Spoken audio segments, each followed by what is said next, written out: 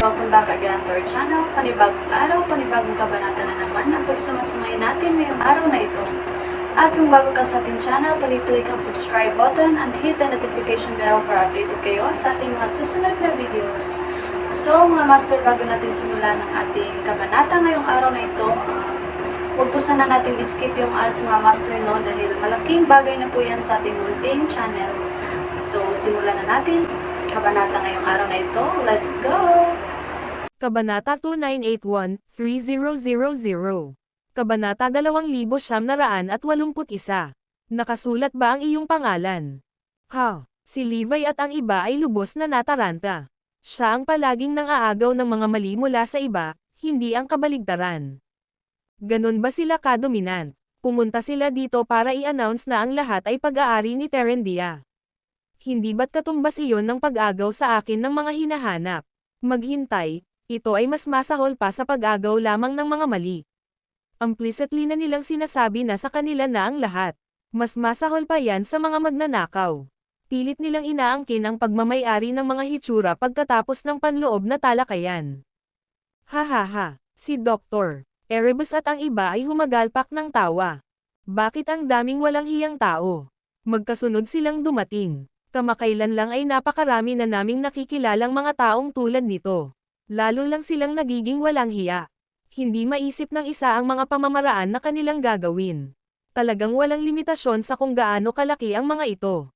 Una, humiling si Kuro Dragon ng napakataas na presyo. Sa huling minuto, nagdagdag pa siya ng mga kondisyon at umatras. Sinubukan siyang pilitin ng mga nasa Erudia sa pamamagitan ng paggamit ng moral blackmail. Maliban doon, may iba pang klase ng mga scammer na lumalabas din. Ngayon, dumating si Terendia at ibinalita ang lahat ng pag-aari ni Levi ay pag-aari na nila. Hindi maiwasan ng lahat na mataranta. Seryoso, nandito lang kami para ipaalam sa iyo na bukas ay aalisin namin ang lahat ng mga bagay sa iyo. Inihayag ang sugo mula sa Terendia. Bigla niyang idinagdag, actually, hindi na namin kailangang ipaalam. Maaari na lang naming ilipat ang mga nakikita dahil nabibilang na sila sa Terendia. Dahil wala silang kinalaman sa iyo, hindi mahalaga kung ipaalam namin sa iyo o hindi. Well, narito kami pangunahin upang malaman kung paano mo nakuha ang mga mahihirap na iyon. Saan sila nanggaling? Tumawa ulit si Levi. Ang iyong mga nakikita. Hindi niya maiwasang magtanong. Oo naman. Sinabi ko lang na nakuha na ni Terendia ang iyong mga nakita, seryosong ulit ng sugo. Sa iyo ba ang hitsura ng mga iyon? Tanong ni Levi. Siyempre, atin sila. Sila ay kay Terendia. Sigaw ng ilan sa kanila. Nakasulat ba ang mga pangalan mo doon? Galit na galit ang tugon ni Levi. Levi, ang bait mo para intindihin ang sinasabi natin ha. Aminin mo lang at ibigay ang mga mali sa amin. Kung ihahayag mo kung saan mo nakuha ang mga nakita, may utang na loob sa iyo si Terendia, sabi ng sugo mula sa Terendia na may malamig na ngiti. Kanina pa tumatawa si Levi. Ang kanyang ngiti ay pala kaibigan, na tila siya ay sama-sama sa lahat. Ang sugo mula sa Terendia ay sumulyap pa sa mga Diyos-Diyosan ng hindi malay. Mukhang mas madali ito kaysa sa inaasahan ko. Sa iyo. Freak mo. Ano ang kinalaman nito sa iyo? Nagsumikap ako upang mahanap ang mga mali ito. Paano sila naging sayo ng biglaan? Hinukay mo ba sila mula sa libingan ng iyong mga ninuno o ipinanganak ba sila ng iyong mga ina? Bakit hindi mo na lang tawaging pirata? Freak off at mawala. Kung maglakas loob kang bawiin ang aking mga malilibot, papatayin kita. Paano ka magiging walang hiya? Well, kung daddy na lang ang tawag mo sa akin, baka ibigay ko pa ang resources sa iyo. Sa sumunod na segundo, ang ugali ni Levi ay nagbago ng husto at sinimulan niyang ay insulto sa kanila. Natigilan ang lahat, maging si Dr. Erebus at Digital God, na inaasahan na ang resulta, ay namangha. Hindi lang sanay sa pakikipaglaban ni Levi, kundi sanay din siya sa pagmumura. Ang mga kinatawan mula sa Terendia ay natigilan. Saglit na hindi nila alam kung ano ang gagawin o sasabihin dahil hindi nila inaasahan na ganoon ang magiging reaksyon ni Levi. Ikaw. Ang sugo mula sa Terendia ay kumaway ng isang daliri kay Levi, ngunit hindi makabuo ng isang magkakaugnay na pangungusap. Ang iba pang mga Diyos ay sumigaw, "How dare you? Isang karangalan para sa iyo ngayong inaangkin ni Terendia ang iyong mga nakikita. Ang swerte mo talaga. Gaano kakalakas loob na tumugon sa aming kabaitan ng walang pasasalamat. Ang video na ito ay edited by Urban Storytelling. Kabanata 2982. Isang bunch of thugs. Tumawa ulit si Levi. Nakikinig ka ba sa sarili mo kapag nagsasalita ka? Naniniwala ka ba talaga sa sinasabi mo? Kung ganyan ang lagay mo, baka ihandog mo rin ang iyong asawa sa mga lalaki. Karangalan mo na pagsilbihan niya si Terendia, hindi ba? Ano ba? Ang iyong mga ninuno ay malamang na tumalon sa tuwa sa kanilang mga libingan kapag nalaman nila ang iyong ginawa. Panunuya ni Levi. How dare you speak to me like that, Levi? Umuungal ang Diyos ng Terendia bilang tugon.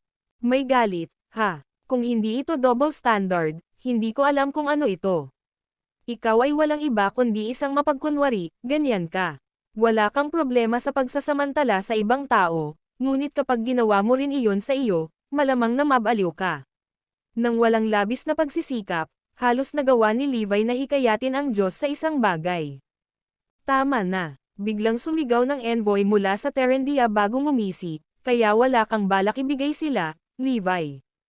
Kung sakaling wala kang ideya kung paano namin gagawin ang mga bagay, ipapaliwanag ko ito sa iyo. Sa tuwing may nakikita kaming gusto namin, idedeklara namin ito sa amin. Kung alam ng may-ari kung ano ang makabubuti para sa kanila, ibibigay nila ito ng walang tanong at mapapasama sa ating mabuting biyaya. Kung hindi, kailangan nating gumamit ng anumang paraan na kinakailangan upang makuha ang bagay o tao, kahit na kailangan nating pumatay para magawa ito. Ang tanging dahilan kung bakit ako ipinadala dito para ipaalam sa iyo ay gusto naming bigyan ka ng pagkakataong gumawa ng tamang pagpili. Gayunpaman, kung magpasya kang baliwalain ang aming pagkabukas palad, wala kaming magagawa kundi gawin ang mga bagay sa mahirap na paraan. Basta alam mo na ikaw lang ang dapat sisihin sa kinalabasan. Kahit na binyantaan, ngumiti si Levi sa sugod dahil natutuwa siyang makitang isiwalat ni Terendia ang tunay nitong katangian. Kung gaano kahilig ang mga taong ito na sumakay sa mataas na kabayo, hindi sila mas mahusay kaysa sa mga thug. Sabihin sa katotohanan, hindi mabilang na mga tao sa labas ang tumitingin sa iyong mga kapaligiran ngayon, ngunit walang nang ahas na tahasan ang pagnakawan dahil nag-aalala sila sa kanilang reputasyon. Sa makatuwid, ang aming paraan ng paggawa ng mga bagay ay kung ano ang pagkakaiba sa amin mula sa kanila. We take whatever we want, and we don't give a damn about what others think, pagtatapat ng sugo. Ilang beses nang nag-cross ang landas ni Levi kay Terendia, kaya alam na alam niya kung gaano sila kalakas. Kahit na tinalo niya sila noong siya pa ang Diyos ng digmaan, hindi ito madaling gawain. Kung hindi lang dahil medyo malayo ang Terendia sa Erodia, mas madalas pa sana silang makitungo ni Levi. Sa mga tuntunin ng pakikipaglaban, si Terendia ay pangalawa lamang sa Zypria, at hindi tulad ng maraming mapagkunwari na puwersa, wala silang problema na makita bilang mga thug. Noong panahong iyon, hawak ni Terendia ang ikatlong pwesto sa mga ranggo ng kapangyarihan sa mundo. Mayroon silang halos 900 Diyos-Diyosan sa kanilang hanay, halos doble sa halagang tinataglay ni Hoan. Higit pa rito, nagawa ni Terendia na patuloy na lumawak ng malaki dahil sa kanilang mga agresibong tulad thug na paraan maliban sa pagkakaroon ng humigit kumulang 50 mga deity na makakasama nila. Ito ay tungkol sa purong lakas sa ikatlong pwesto, kaya wala silang problema na subukang agawin si Levi ng kanyang mga katangian sa sikat ng araw kung mahihirapan ito na maaari silang maging mas malakas. Kaya ganito palagi ang ginagawa mo, ha? Diretso sa punto, gusto ko ito. Boses ni Levi bago muling humagalpak ng tawa. I guess, in a way, katulad ko rin sila. Hindi nakakagulat na may nararamdaman akong koneksyon sa pagitan namin. Bibigyan kita ng huling pagkakataon. Alinman sa kusang loob mong isuko ang iyong mga laman sa Terendia sa loob ng 3 araw at sabihin sa amin kung paano mo makukuha ang mga ito, o aagawin namin ang mga ito mula sa iyong malamig at patay na mga kamay. Walang makakatakas sa amin, hindi pagkatapos naming itutok ang aming mga mata sa iyo. Banta ng malamig na titig sa sugo habang naglalakad palayo kasama ang mga Diyos-Diyosan. Tumalikod ang pinagtatawanan ni Levi para tignan ng mga punyal ang lalaki bago tuluyang umalis. Ang video na ito ay edited by Urban Storytelling. Kabanata 2983. Kinukuha ang lahat ng iyong mapagkukunan. Ang sugo ay hindi nambobola, dahil iyon lang ang palagi nilang ginagawa. Habang tinitiyak ng iba tulad ni Hoan na walang nakakaalam na plano nilang salakayin si Levi, walang pakialam si Terendia sa mga opinyon ng ibang tao. Dahil nagutos sila ng halos 900 mga Diyos-Diyosan, kung hindi man higit pa, kumbinsido si Terendia na mayroon itong higit sa sapat na lakas upang anihin ang anumang hindi nila itinanam. Ayon sa Dark Web, ang mga bansa ay nireranggo batay sa kanilang bilang ng mga deity. Gayunpaman, walang nakakaalam ng eksaktong kabuuang lakas sa pakikipaglaban na taglay ng mga Diyos na iyon.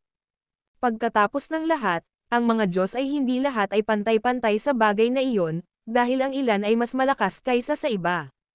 Walang paraan para makasigurado, kaya natural lang na ipagpalagay ang mga tao na higit pa sa kapangyarihan ni Terendia kaysa nakikita. Napangisi si Dr. Erebus kay Levi habang pinagmamasdan nilang dalawa ang sugo at ang iba ay umalis. Kailangan kong sabihin, hindi ko ine-expect na ay target ka nila. Siguro hindi pa nila alam, pero walang pushover si Levi. Siya ang laging kumukuha, hindi ang kabaligtaran. Ang mga taong ito ay nasa ibabaw ng kanilang mga ulo, at wala silang ideya kung ano ang darating. Sa puntong iyon, maraming dumating dahil sa pabuya ay nagsimulang magdalawang isip. Sa tingin ko dapat na lang tayo. Hindi uobra sa amin ang deal na ito. Sumasang-ayon ako. Hindi katumbas ng halaga ang mawalan ng buhay. Isa-isa nilang napagdesisyonan na mas gugustuhin nilang hindi ituloy ang deal. Bakit? Nagtatakang tanong ni Levi. Hindi mo ba narinig ang sinabi ng taong iyon kanina lang, Mr. Garrison? Ipinahayag ni Terendia na ang iyong mga mali ay pag-aari nila, kung kami ay makipagkalakalan sa iyo, kami ay magnanakaw mula sa kanila. Mababaliw na sila sa ulo natin. Paumanhin, Ginoong Garrison, ngunit mas gugustuhin naming huwag silang masaktan sa anumang paraan, paliwanag ng isa sa mga dumating upang makipagkalakalan bago tumanggo ang iba bilang pagsang-ayon. Dahil idineklara na ito ng sugo, ang lahat dito ay kay Terendia. Hinahamon natin sila kung kukuha tayo ng anuman dito nang walang pahintulot nila. I say we should live while we still can, tinig ng isa pa. Karamihan sa kanila ay sumang-ayon na iyon ang pinakamahusay na pagkilos. Bago umalis, may nagsorry pa kay Levi. Paumanhin, ngunit hindi ito makakatulong. Ito ang Terendia na pinag-uusapan natin dito. Ikatlo sila sa mundo dahil mayroon silang higit sa kanya na raang mga Diyos-Diyosan. Hindi biro yan. Natatakot ako na wala kang magagawa sa kanila. Ang kapalaran ay maaaring maging malupit kung minsan. Hoy, tumigil ka. Huwag kang umalis. Sigaw ni Dr. Erebus, ngunit walang nang-ahas na ipagsapalaran ang galit ni Terendia. Kabilang sa mga taong iyon ay may ilan na nireranggo sa itaas ng 20 nagtanong, ngunit natatakot pa rin sila kay Terendia. Kung tayo ay nasa masamang panig ng mga thug na ito, walang sinasabi kung ano ang kanilang gagawin sa atin o sa ating mga bansa. Nang makaalis na ang karamihan, lumapit kay Levi ang isang individual na may kaugnayan sa mga puwersa na nireranggo bilang 8. Mr. Garrison, kung gusto mong panatilihin ang mga mali na ito, mayroon akong ilang ideya para sa iyo. Una, dapat mong mahanap ang iyong sarili ng ilang makapangyarihang kaalyado at iwasang kunin ang Terendia ng mag-isa. Pangalawa, ang mga kaalyado na dapat mong hanapin ay ang mga nasa tuktok ng ranggo. Kahit na ang pang-4 o ika-5 pwesto ay ayos lang. Siyempre, ang pinakamahusay mong mapagpipilian ay ang pagpunta sa Zyperia. Kung gayon, wala nang magagawa si Terendia kundi ang sumuko. Umalis ang mga tao pagkatapos mag-alok ng kanyang payo kay Levi, na naisip na ang mga mungkahi ay lohikal. Kung hindi ako makakakuha ng tulong, maaaring mawala ang lahat ng aking mga hitsura, ibig sabihin ay wala akong paraan upang mailigtas ang Forlivia. Sa kabilang banda, kung kukuha ako ng ilang makapangyarihang kaalyado, maaari kong gamutin ang aking anak na babae gamit ang natitirang mga kapaligiran. Gayunpaman, walang paraan sa impyerno na ihanay ko ang aking sarili kay Zyperia. Dapat silang sumuko sa akin. Dahil sa kung gaano nakakatakot si Terendia, lahat ng dumating para harapin si Levi ay umalis. Mr. Garrison, tawag ni Dr. Erebus, Iniisip kung ano ang susunod nilang gagawin. Saan na naman matatagpuan ang Terendia? Tingnan ko. Dapat sa hindi masyadong malayo, para makaabot tayo doon pagkatapos dumaan sa dalawang restricted area, bulong ni Levi sa sarili. Ang video na ito ay edited by Urban Storytelling. Kabanata 2984. Pagpatay sa lahat ng iyong mga Diyos-Diyosan. Si Dr. Erebus at ang Digital God ay parehong pigil ang hininga habang hinihintay nilang magpatuloy si Levi. Kung hindi ito masyadong malayo, pupunta ako doon at ililigtas tayo ng ilang oras, dagdag ni Levi. At ano ang plano mong gawin pagdating mo doon? Tanong ng dalawa. Sa tingin nila, lahat sila ay dahil sa mga Diyos-Diyosan, hindi ba? Pagkatapos ay papatayin ko ang lahat ng kanilang mga Diyosa. Kalmadong sagot ni Levi na para bang may gagawin na kasing dali ng paglalakad sa park. Natigilan si Dr. Erebus at ang Digital God nang marinig nila ang plano ni Levi. Nagawa na ni Terendia, ha? Magbabayad sila sa pagpaparangal sa kanilang mga Diyos-Diyosan ng ganoon dahil sisiguraduhin ni G. Garrison na wala na silang natitira. Pagkatapos nito, malamang na sila ay mula sa tanong ng 3 hanggang sa huling 3. Pagkatapos, si Levi, na hindi gaanong iniisip ang banta ng sugo, ay bumalik sa tabi ng kanyang anak na babae. Hindi nagtagal bago kumalat ang balita tungkol sa nangyari sa pagitan ni Terendia at Levi. Kung tutuusin, marami ang nakasaksi mismo sa pangyayari at nagsasalita tungkol dito. Ang mga erudiyan na emosyonal na ng blackmail kay Levi ay agad na nagsimulang umatake sa lalaki sa salita nang marinig nila ang balita. Dapat ay ibinigay niya ang kanyang mga mali kay Erudia, at nagamit na sana ito. Ngayong idineklara ng Terendias ang mga kahihinatnan sa kanila, ni Erudia o Levi ay hindi magagamit ang mga ito. Serves him right. Nakuha ni Levi ang nararapat sa kanya. Nataman ba ni Levi ang ulo niya o ano? O ipinanganak bang tanga ang lalaking iyon? Natuwa si Hydran sa tila hindi magandang pagkikita ni Levi kay Terendia, dahil alam nilang hindi nila mahahawakan ang mga nakikita ng lalaki hanggat hindi nanonood si Zypria. Gayunpaman, kontento na sila sa kung ano ang nakuha nila, kaya ang gusto lang nilang gawin ay I-enjoy ang palabas. Hanggat hindi si Zypria ang nakakakuha ng mga hitsura, okay kami. At ang makitang tinuturuan ng leksyon si Levi ay isang magandang bonus lang. Dapat sumama siya sa amin habang may pagkakataon. Ngayon ay wala na siyang maiiwan. Sina Zypria at Idre ay sinusubaybayan din ang sitwasyon. Kung nagawang agawin ni Terendia ang lahat ng resources ni Levi, magiging banta sila sa Zypria. Dapat ba tayong makialam? I think that'd be wise. Dapat ibigay ni Levi ang mga kakaibang iyon sa amin. Nang ang grupo ng mga tao ay nag-uusap pa kung makialam, ang Elterton Star, ang pinakamakapangyarihang organisasyon sa Zypria, ay nagbigay sa kanila ng isang tiyak na sagot. Hindi. Obserbahan natin sa ngayon. Pagkatapos ng lahat, ang aming layunin ay hindi ang mga hitsura ni Levi ngunit kung paano nakuha ng mga lalaki ang mga ito. Kung gagawin ni Terendia ang palagi nilang ginagawa, malamang na malantad ang sikretong iyon. Pagkatapos, gagawa tayo ng ating hakbang. Kaya naman, nagpasya si Zypria na ihanda ang kanilang mga Diyos-Diyosan habang hinihintay si Terendia na makipagdigma kay Levi. Lilipat lamang sila kay Levi kapag mayroon silang impormasyong kailangan nila. Samantala, ang mga taga-Terendia ay nagkakaroon din ng kanilang sariling talakayan. Matanda ng karibal si Levi. Ang isang matigas ang ulo na gaya niya ay hinding-hindi ibibigay ng tahimik ang kanyang mga pinagkukunan. Ang tanging paraan ay ang sakupin sila mismo. Pagkatapos ay ihanda mo ang mga lalaki. Kailangan nating maging handa kung sakaling makialam si Zypria. Tipunin ang lahat ng mga Diyos. Nasa labas man sila sa misyon o nag-iisa sa pagsasanay, gusto ko silang bumalik dito na nakatayo para sa mga order. Inaasahan ng mga Teresandyan na ang ibang puwersa ay makikialam sa kanilang pandarambong, kaya tinipon nila ang lahat ng kanilang mga Diyos-Diyosan at mga mandirigma bilang isang kontrahakbang. Para sa mga Teresandyan, ang mga kaaway na hindi nila nakikita ay ang mga dapat nilang maging maingat. Kailangan nating maghanda upang harapin ang mga kaaway na ihanay ang kanilang sarili kay Levi. Tungkol naman sa lalaki mismo, nasa atin siya kung saan natin gusto. Gayunpaman, Ang reaksyon ni Levi sa banta ng Teres andyan ay nagdulot sa kanila ng lubos na pagkalito. Akala nila ay susubukan ni Levi na tumakas o ilipat ang kanyang mga hitsura sa isang lugar na mas ligtas, ngunit ang lalaki ay talagang walang nagawa.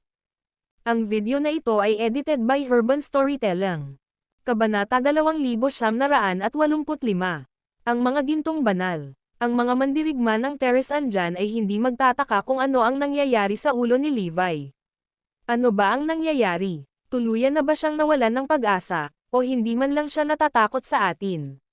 Siguro matalino siya para ma-realize niya na wala siyang magagawa para takasan kami. Alam naman siguro ni Levi na walang saysay na lumaban dahil, sa isang paraan o pa, magkakaroon tayo ng kanyang mga likas na iba. Samantala, walang pakialam si Levi sa mga Teres andyan habang patuloy niyang sinusubukang gumawa ng paraan para matulungan si Forlivia. Biglang sinabi ni Dr. Erebus kay Levi na may dumating na trio para makita siya. Ipinapalagay ni Levi na ang tatlo ay medyo matapang dahil hiniling nilang makipagkita sa kanya kahit na nasa ilalim siya ng maingat na mata ng mga Teres andyan. Kung wala pa, ang mga taong ito ay napukaw ang aking interes. Tingnan natin kung sino sila. 3 Diyos pala ang naghihintay sa kanya sa labas, at nagkaroon sila ng matinding aura tungkol sa kanila na tanging mga mandirigma na matitigas sa labanan ang nagtataglay. Sa isang tingin lang, masasabi ni Levi na sila ay mas malakas kaysa sa karaniwang Diyos. Dahil silang tatlo ay may punit-punit na damit tulad ng sa mga refugee, nahulaan ni Levi na hindi sila kabilang sa alinmang makapangyarihang bansa o puwersa. Walang paraan na ang mga iginagalang na mga Diyos ay magmumukhang katulad nila. Sino kayong mga tao? Tanong ni Levi. Magpakilala tayo, Mr. Garrison. Kami ang Golden Saints, isang mersenaryong grupo. Naunawaan ni Levi kung ano ang mga mersenaryo, ngunit iba sila sa mga mas militarisado noong araw. Sa madaling salita, ang mga mersenaryo sa modernong panahon ay pangunahing binubuo ng ilang may gumagawa ng mandirigma na ng ahas na makipagsapalaran sa mga pinaghihigpitang lugar upang maghanap ng mga mahiwagang halamang gamot o mga kristal na nagpapabuti sa enerhiya. Siyempre, ang ilang mga tao ay kukuha din sa kanila para sa iba pang mga layunin, ngunit kailangan nilang mag-alok ng isang disenteng kabayaran. Sa halip na pera, ang mga Golden Saint ng mahiwagang gamot, mga kristal na nagbibigay ng enerhiya, o anumang uri bilang kapalit. Malugod nilang ibibigay ang kanilang buhay para sa sinuman kung tama ang presyo. Mula sa pagpatay hanggang sa smuggling, walang gagawin ang mersenaryong grupo. Pagkatapos ng muling pagkabuhay ng enerhiya, parami ng parami ang mga mandirigma at mga Diyos-Diyosan ang nagsimulang bumuo ng sarili nilang mga mersenaryong grupo. Sa sapat na panghihikayat o gantimpala, kahit sino ay maaaring magpagawa sa kanila ng anuman, kabilang ang pagharap sa mga puwersang Zyperian o Teres andyan.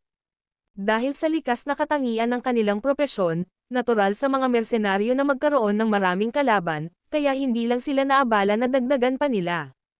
Kaya naman naglakas loob silang lapitan si Levi kahit na ang iba ay pinipigilan ni Terendia. Kami, ang mga Golden Saints, ay may kabuuang 7 miyembro. 5 sa amin ay mga Diyos-Diyosan, 3 ang mga mandirigmang katulad ng mga Diyos-Diyosan, at ang iba ay mga bihasang mandirigma na halos kasing lakas ng isang Diyos-Diyosan. Kung handa kang humiwalay sa 2 piraso na kristal ng enerhiya, ibibigay namin ang aming buhay upang i-escort ka ng ligtas palabas dito. Ililipat din namin ang iyong mga mali para sa iyo. Kahit na sa ilang kadahilanan, hindi natin makuha lahat, you have my word na hindi mawawala ang lahat, maalab na saad ng mersenaryong grupo. Kung isasaalang-alang ang sitwasyong kinalalagyan niya, naisip ni Levi na medyo makatwiran ang presyo. Ngunit hindi ka ba natatakot sa mga Teres andyan? Nakangiting tanong ni Levi. Nako, kanina pa namin inaabangan ang pagkikita nila sa battlefield. Wala kang dapat ikatakot sa anuman o sinuman sa aming hanay ng trabaho, sagot ng mga Golden Saint na may kumpiyansa na mga ngiti.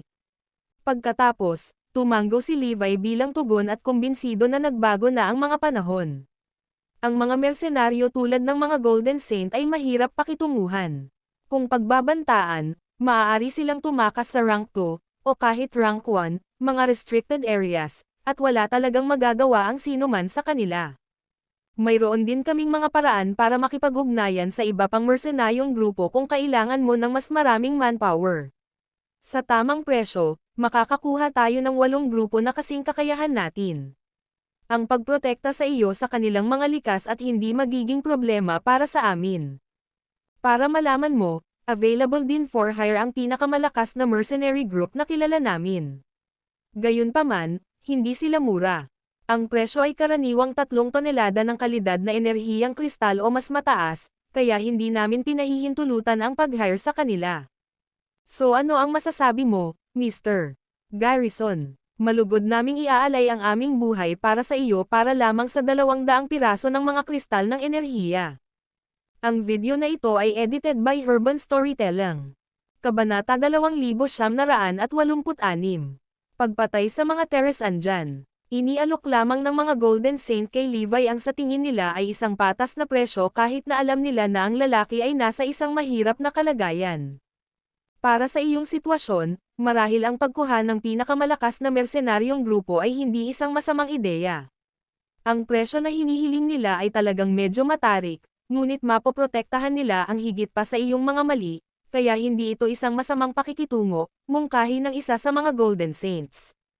Dahil sa gantimpala na iniaalok ni Levi, ang mga Golden Saints at iba pang mga mersenaryong grupo ay gustong makipag-ugnayan sa lalaki.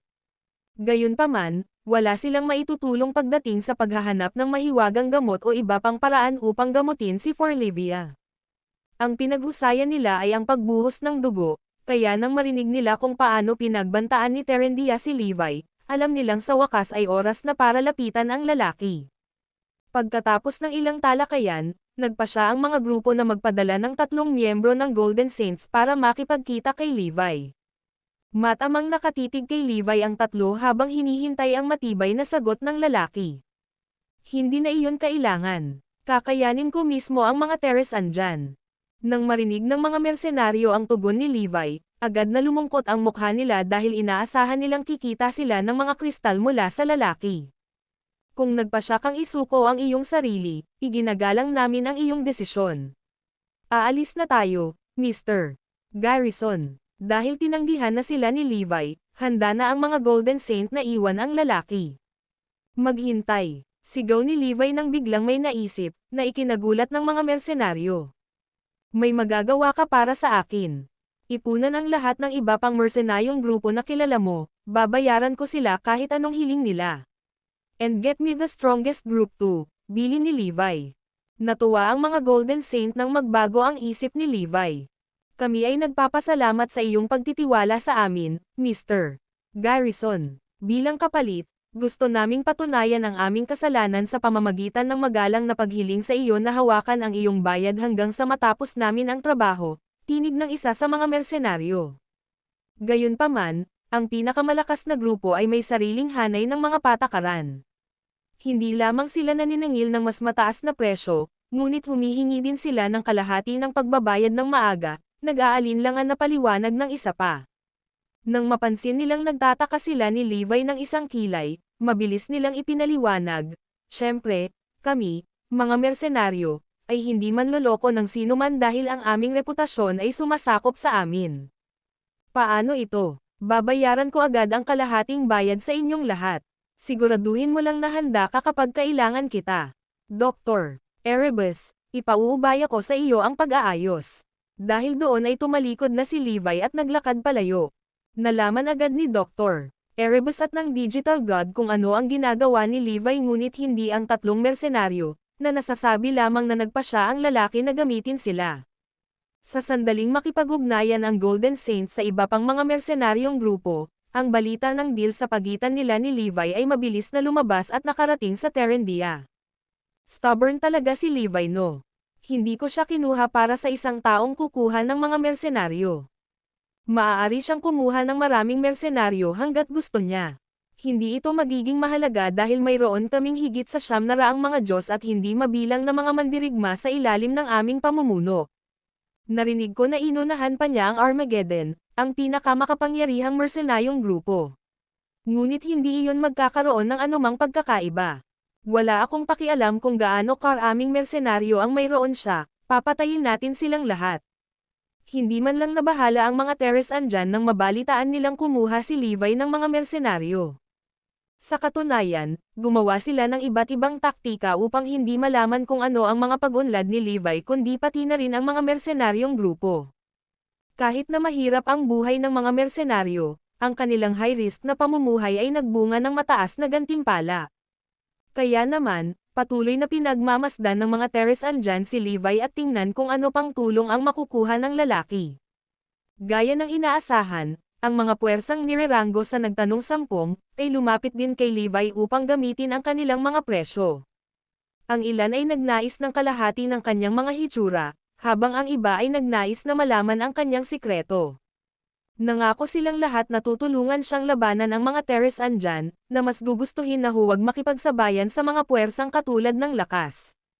Gayunpaman, tinanggihan ni Levi ang bawat isa sa kanila, dahil kailangan lang niya ang mga mersenaryo. Pagkalipas ng 3 araw, sa wakas ay naabot ni Levi ang katapusan ng panahon ng palugit na inialok sa kanya ni Terendia. Halika, oras na para patayin ang kanilang Teres andyan. Ang video na ito ay edited by Urban Storytelling. Kabanata 2987. Ang pinakamakapangyarihang mercenary group. Si Levi, na nakaupo sa tabi ng kama ni Forlivia, ay biglang tumayo at may mabangis na tingin sa kanyang mga mata. Ang kanyang hangarin na pumatay ay napakalakas na ang mga hayop sa mga pinaghihigpitang lugar na malapit ay nagkalat sa takot. Maging si Dr. Erebus at ang Digital God ay nabigla sa aura. Ipaalam sa mga mersenaryo at hayaan silang tumayo para sa aking utos sa labas ng Tyhaven. Utos ni Levi. Naiintindihan. Sagot ni Dr. Erebus bago nagmadaling magayos. Hindi nagtagal, sumakay ang 3 ng sasakyang panghimpapawid at nagtungo sa Terendia. Si Forlivia at ang kanyang ice bed ay nasa sasakyang panghimpapawid dahil gusto ni Levi na laging malapit sa kanyang anak na babae. Samantala, pagkatapos matanggap ang kanilang order, ang mga Golden Saints ay mabilis na inihatid ito sa iba pang 13 mersenayong grupo, kabilang ang Armageddon, ang pinakamalakas sa kanila. 8 sa mga grupo, na katulad ng Golden Saints sa lakas, ay may mga deities na nangunguna sa mga pangkat ng mga manlalaban na maaaring tumugma sa mga deities sa isang labanan. Ang natitirang 4 na grupo ay binubuo ng mas mababang mga miyembro ng Armageddon. Wala sa kanila ang mga Diyos, ngunit maaari nilang ipaglaban ang isa sa maikling panahon. Kinilala ang Armageddon bilang ang pinakamakapangyarihang mersenaryong grupo dahil ang mga pangunahing miyembro ng grupo nito ay pawang mga Diyos-Diyosan, na mayroon silang sapat na lakas upang labanan ang maraming bansa.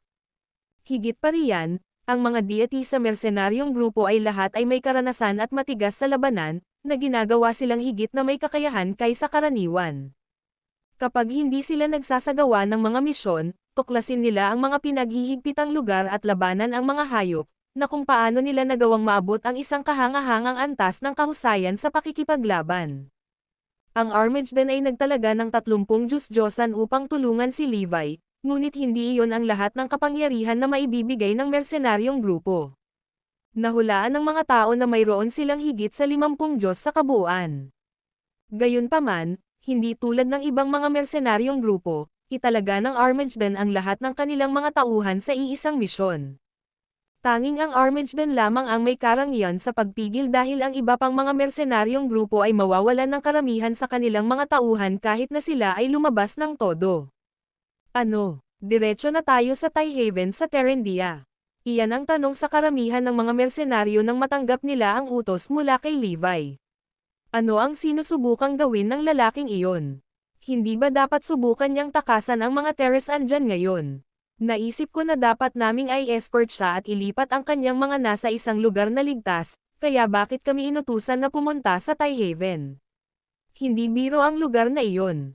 Bilang mga mersenaryo, sila ay lubos na may kaalaman at nakatanggap ng balita tungkol sa pagtitipon ni Terendia ng mga Diyos-Diyosan, nasa misyon man o nag-iisa na pagsasanay, at hindi mabilang na mga mandirigma sa Tyhaven. Kung sasalakayin natin ang lungsod, hindi ba natin sila dadalhin ng direkta? Iyan ay pagpapakamatay. Pagkatapos, ang mga mersenaryo ay nagtaka kung binalak ni Levi na isuko ang kanyang mga hukay at mga lihim kay Terendia. Teka, hindi tama yan. Kung handa na siyang sumuko, Bakit siya kukuha ng napakarami sa atin? Walang kwenta. Bukod dito, nabalitaan nila kung gaano ka-proud at katigasan ng ulo si Levi, kaya hindi nila akalain na susuko lang ang lalaki. Si Levi ay hindi mukhang isang taong tatanggapin na lang ang kanyang kapalaran, kaya dapat ay may iba pa siyang plano. Bagamat walang ideya ang mga mersenaryo kung ano ang nasa isip ni Levi, malinaw na ang kanilang misyon ay magtungo sa Tyhaven. Ano ang sinusubukang gawin ni Levi? Sinisikap ba niyang paharapin tayo sa mga terrace andyan sa Tyhaven? Ang video na ito ay edited by Urban Storytelling. Kabanata 2988. Godric 3. Medyo nag-alinlangan pa ang mga malalaking mersenaryong organisasyon at hindi agad pumunta doon.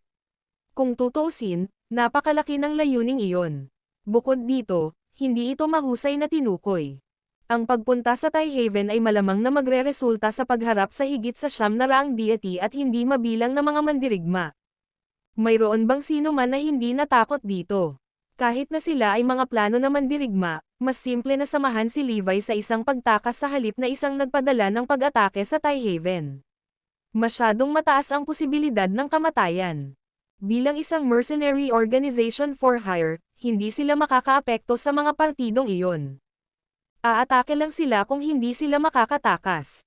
Sa sandaling ito, inatasan sila ni Levi na pumunta sa Tyhaven.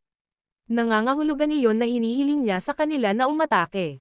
Kinatatakutan iyon ng lahat, malaki ang posibilidad na bumagsak ang buong mersenaryong organisasyon. Ang pagkuha ng mga panganib ay hindi katulad ng pagpunta sa isang misyon ng pagpapakamatay. Kaya naman, lahat ng 14 na mersenaryong organisasyon ay nagsama-sama. Lahat ng 30 Diyos-Diyosa ng Armageddon Mercenary Army ay naroroon din. Nag-aalala ang lahat. Ang kanilang gawain ay isagawa ang mga plano ni Levi. Gayunpaman, ang mga planong iyon ay hindi maaaring magsama ng pag-atake sa Tyhaven. Kahit na ang pinakamalakas na mersenaryong hukbo ay hindi magagawa iyon. Wala silang lakas na labanan ang Terendia, ang ikatlong pinakamalakas na kapangyarihan sa mundo.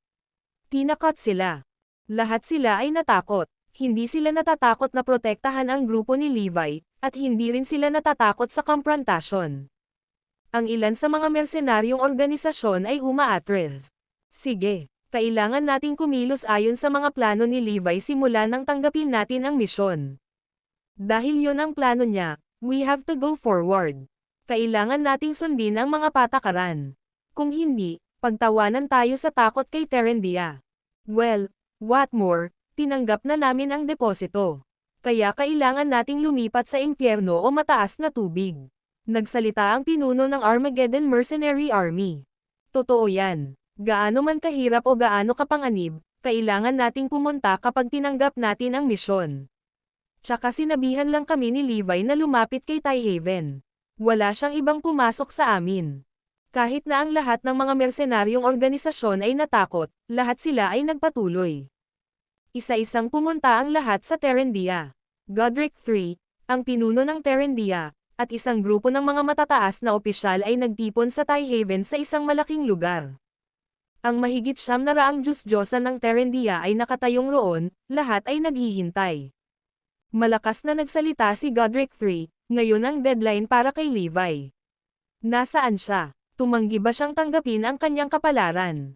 Hindi namin alam. 3 araw na ang lumipas, ngunit walang tugon mula sa kanyang pagkamatay. Kumbaga, nagpa siya si Levi na tumayo sa amin hanggang sa huli. Hindi siya umalis at hindi rin siya naglilipat ng alinman sa kanyang mga kalikasan. Tila determinado siyang kalabanan tayo hanggang sa wakas. Kung ganoon ang kaso, hindi na natin kailangang pigilan. Okay lang na ipadala agad ang mga tropa. Nagpatuloy ang talakayan. Ang mga ito ay sinalita ng karamihan. Kumunat ang noo ni Godric 3. Mayroon bang anumang aksyon sa Zyperia at iba pang mga bansa? Sa ngayon, tahimik ang lahat sa makapangyarihang mga bansang ito. Baka naghihintay din sila. Pagkatapos ng lahat, alam ng lahat na ang mga katangian ni Levi ay hindi, ngunit sa halip, ang kahalagahan ay ang sikreto kung saan nagmula ang mga nilalamang ito. Deklare ng karamihan. Tumango si Godric 3. Oo, totoo iyan. Gusto nilang malaman ang sikretong ito. Ang lahat ay tumitingin sa mahalagang piraso ng lihim na impormasyon na ito. Ang Levi ay dapat magkaroon ng isang top secret undisclosed channel. Kung hindi, hindi siya makakakuha ng napakaraming mahiwagang halamang gamot at mga kristal na enerhiya ng walang anumang pagsisikap. Malaking bentahe kung makuha ang lihim na impormasyong ito mula sa kanya. Ang utos ni Godric III, lahat ng partido ay bantayan silang mabuti. Humanda kang kumilos laban kay Levi. Nagsalita si Godric III. Ang lahat ay nakatakdang kumilos kay Levi. Sa sandaling iyon, dumating ang isang subordinate upang magulat. Sir, iniuulat ko na dumating na si Levi. Sandaling natigilan si Godric III. Dumating na siya. Nasaan siya ngayon? Darating siya sa Tyhaven habang nagsasalita tayo. Ano? Hahaha. Nandito si Levi sa Tyhaven. Ibig sabihin lang niyan ay nakompromiso na siya at sumusuko na siya sa atin. Tawa ng tawa si Godric III. Ang video na ito ay edited by Herban Storytelling. Kabanata 2989. Levi sa Tyhaven. Sa loob ng Tyhaven, narinig ng publiko na susuko na si Levi. Napuno sila ng excitement. Hindi lamang lahat ng pag-aari ni Levi ay magiging kanila, ngunit magiging lihim na pinagmumulan ng kanyang mga kayamanan ay magiging kanila rin. Sa mismong sandaling ito, lahat ng 14 na mersenaryong organisasyon ay nakatago sa labas ng Tyhaven, naghihintay sa utos ni Levi na kumilos. Nang makita nila si Levi na dumating na mag-isa sakay ng sasakyang panghimpapawid sa labas ng Tyhaven, lahat sila ay kinabahan. Ang susunod nilang gawain ay posibleng sumugod sa Tyhaven.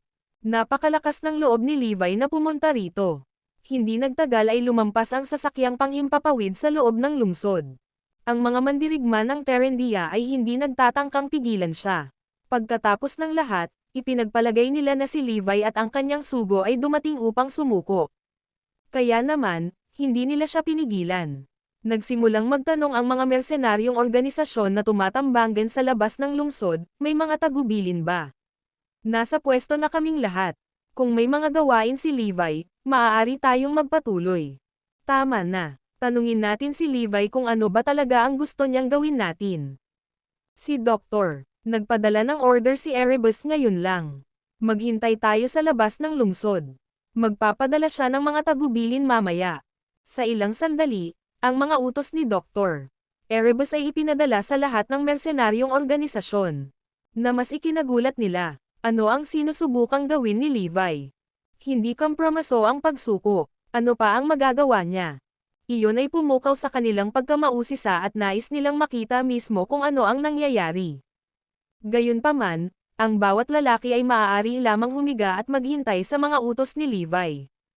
Ang mga bansang nagmamatsyag kay Levi at Terendia ay malapit na nakakita sa kanya nang biglang dumating sa Tyhaven, na ikinagulat nilang lahat. Iyon ay uncharacteristic ni Levi. Bakit siya pupunta sa Tyhaven? Handa na ba talaga siyang sumuko? Ibibigay ba niya ang kanyang mga namumula? Talaga bang ibubunyag niya ang kanyang mga sikreto? Iyon ay katumbas ng pagpapatibay sa bansa ng Terendia, at maglalagay sa Zyperia at sa iba pang mga bansa sa isang dehado.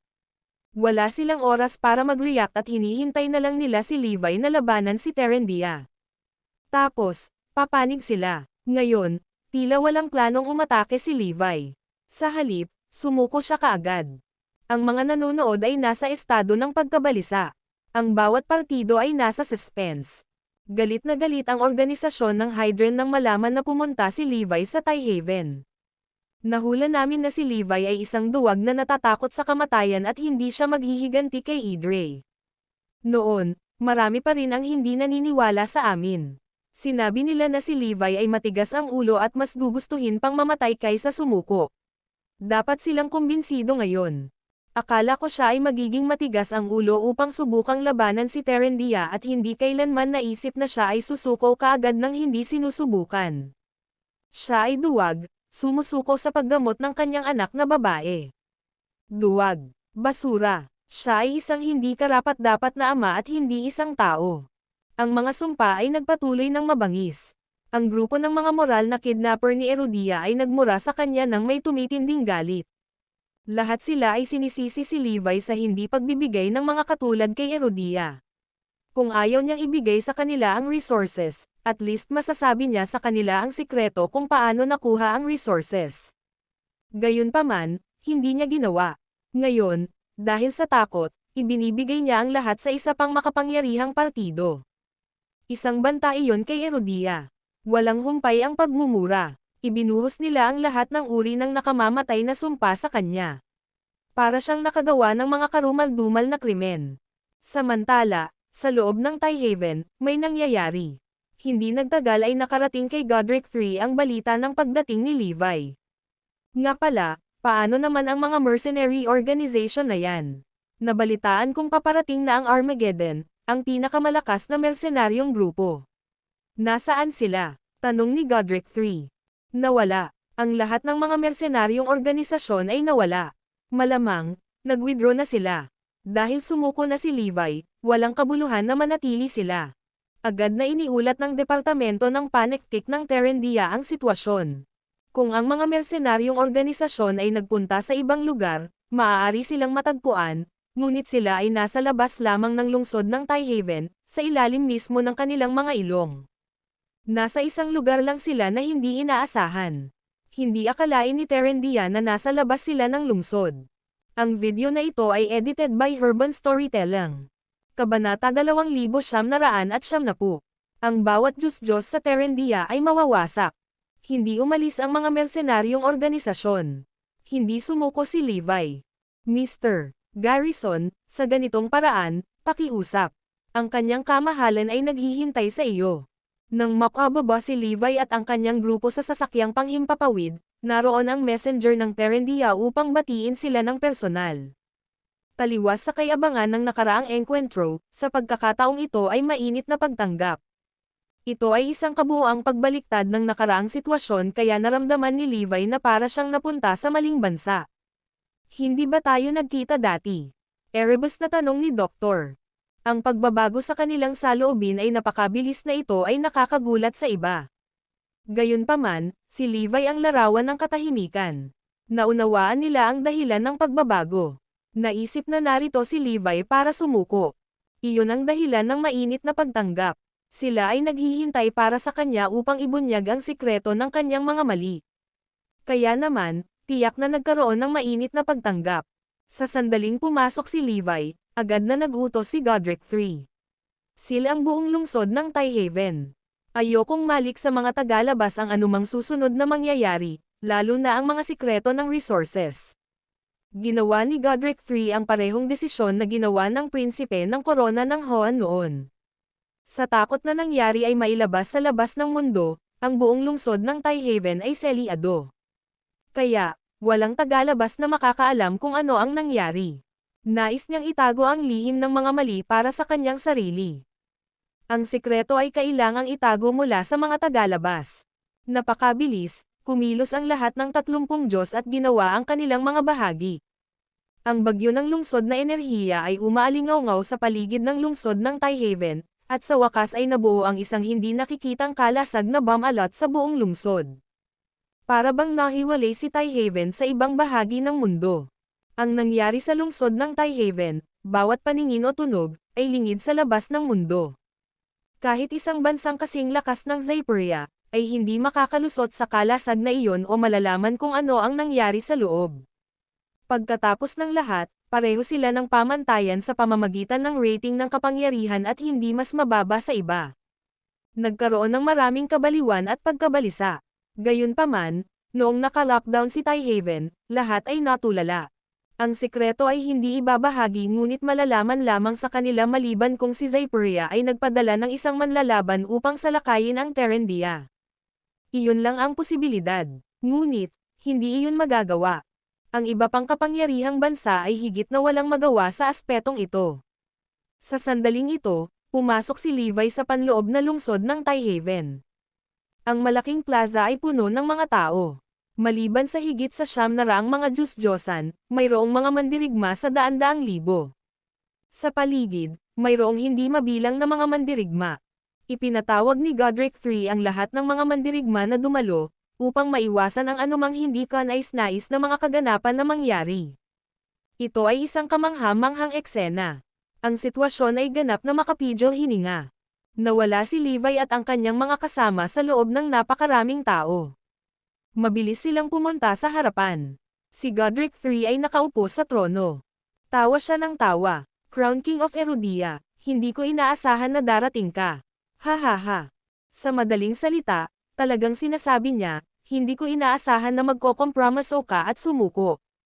Laganap ang mga alingawngaw sa labas ng mundo na si Levi ay maladyos at hindi siya maaaring dumating. Ito ay ganap na hindi inaasahan. Siya ay dumating sa kanyang sariling malayang kalooban. Ngumiti si Levi. Marami pang magaganap na hindi mo inaasahan. Nang marinig iyon ni Godric III, tuwang-tuwa siya. Si Levi ba ay malapit nang magbunyag ng sikreto ng kanyang mga kalikasan. Ang buong bansa ng Terendia ay nasa sabik na hindi mailarawan. Sa wakas ay malapit na nating matanggap ang lihim ng kanyang mga likas. Nagsimula silang mangarap ng isang magandang kinabukasan na sumisikat sa kanila. Kung maaari nilang kunin ang mga nakikitag ito, posibleng maabot nila ang kayamanan ng Zyperia. Tumingin si Levi sa paligid at tinanong si Godric III, naririto ba ang lahat ng iyong mga Diyos? Nang marinig ang tanong na ito, nagliwanag ang mukha ni Godric III sa pagmamalaki. Ang iba, masyadong, ay napuno ng pagmamataas, habang sila ay nakatayo ng tuwid na nakatalikod at nakataas ang kanilang mga ulo. Lahat ay nasa mataas na espiritu. Ang kanilang pagmamataas ay nasa pinakamataas na antas nito. Tumawa ng malakas si Godric III, tama. Naririto ang lahat ng 937 Diyosa ng Terendia. Dumagundong. Sa parehong sandali, higit sa 900 mga Diyos ng Terendia ang naglabas ng marilag na kapaligiran ng magkasama. Nalipat ang langit at lupa. Bigla namang tumawa si Levi. Mabuti. Pagkatapos, ngayon, papatayin ko ang mga Diyos-Diyosa ng Terendia, na wala ni isa man lang iiwan. Ang video na ito ay edited by Urban Storytelling. Kabanata 2971. Nagsasalita ka ng walang katuturan. Ang mga salita ay kamangha-mangha sa nakikinig, at ang lahat ay medyo nalilito. Nang magsalita si Levi, akala ng lahat ay mali ang kanilang narinig. Ano ang sinabi niya? Nakuha ko ba ito ng tama? Mali yata ang narinig ko sa kanya. Hindi ba siya dumating para sumuko? Ano ito tungkol sa pagpatay sa mga Diyos-Diyosan? Walang nakaintindi. Halos hindi nila marinig ang lahat ng sinabi niya, lalong hindi maintindihan ang ibig niyang sabihin. Pagkaraan ng ilang oras, ilang mataas na opisyal na miyembro ng konseho na malapit kay Godric III ang nakabawi sa kanilang pagkagulat at nakangiting nagtanong, Mr. Garrison, nagbibiro ka ba? Malinaw na narinig nila ang sinabi ni Levi ngunit naisip nila na nagbibiro lang ito. Kung tutuusin, sobrang nakakaloka ang sinabi niya. Parang may naalala si Levi at sinulyapan niya ang kalapit na lugar na puno ng mga manlalaban. Tumingin siya sa kabila ng mga Diyos-Diyosan at tumingin sa mga mandirigmang iyon sa likuran na may potensyal na maging mga Diyos-Diyosan. Talaga, ang mga iyon din. Papatayin ko silang lahat, hindi lang lahat ng mga Diyos-Diyosan, kundi lahat ng may potensyal na maging mga Diyos-Diyosan, pati na rin. Paliwanag na wika ni Levi. Ito ay magiging isang kabuoang masaker na nag-iiwan ng walang buhay. Iyon ay upang bigyan si Terendia ng walang pag-asa na muli ng anumang mga Diyos. Sisiguraduhin kong si Terendia ay wala sa mga Diyos ng nakaraan, sa kasalukuyan, at sa hinaharap. Sa oras na ito, ang mga tao ng Terendia ay nagsimulang mapagtanto na si Levi ay wala dito upang sumuko. Mukha siyang mamamatay tao. Natauhan si Godric III at nagtanong, ano ang ibig mong sabihin? Hindi ka ba nandito para sumuko? Tanong ng iba, tama. Hindi mo ba naririto upang iparating ang iyong mga likas na katangian at sabihin sa amin ang sikreto ng iyong pinagmulan? Nagkaroon ng katahimikan. Ito ang inakala ng mga taga-Terendia. Dumating si Levi na halos mag-isa. Ano pa kaya iyon, kung hindi ang pagsuko? Ha ha ha. Bigla namang nagtawanan si Levi at ang mga kasama niya.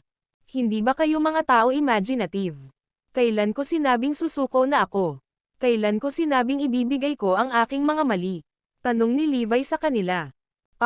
Hindi matanggap ng mga tao ang kanyang sagot. Hindi ba niya sinabing susuko siya?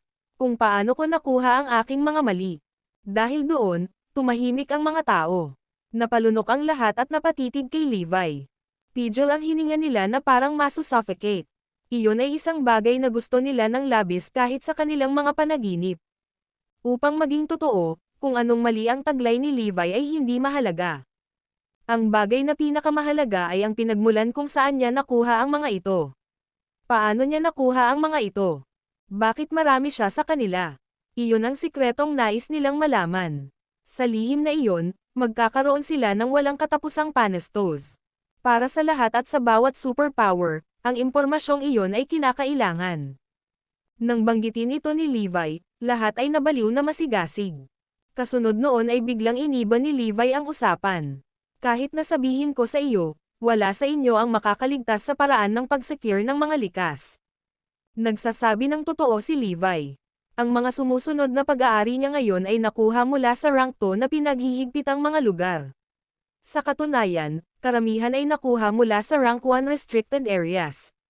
Sa puntong ito, maging si Zyperia ay nag-iingat sa pagpasok sa rank 2 na mga pinaghihigpitang lugar. Maraming Diyos ang nasangkot sa paggalugad.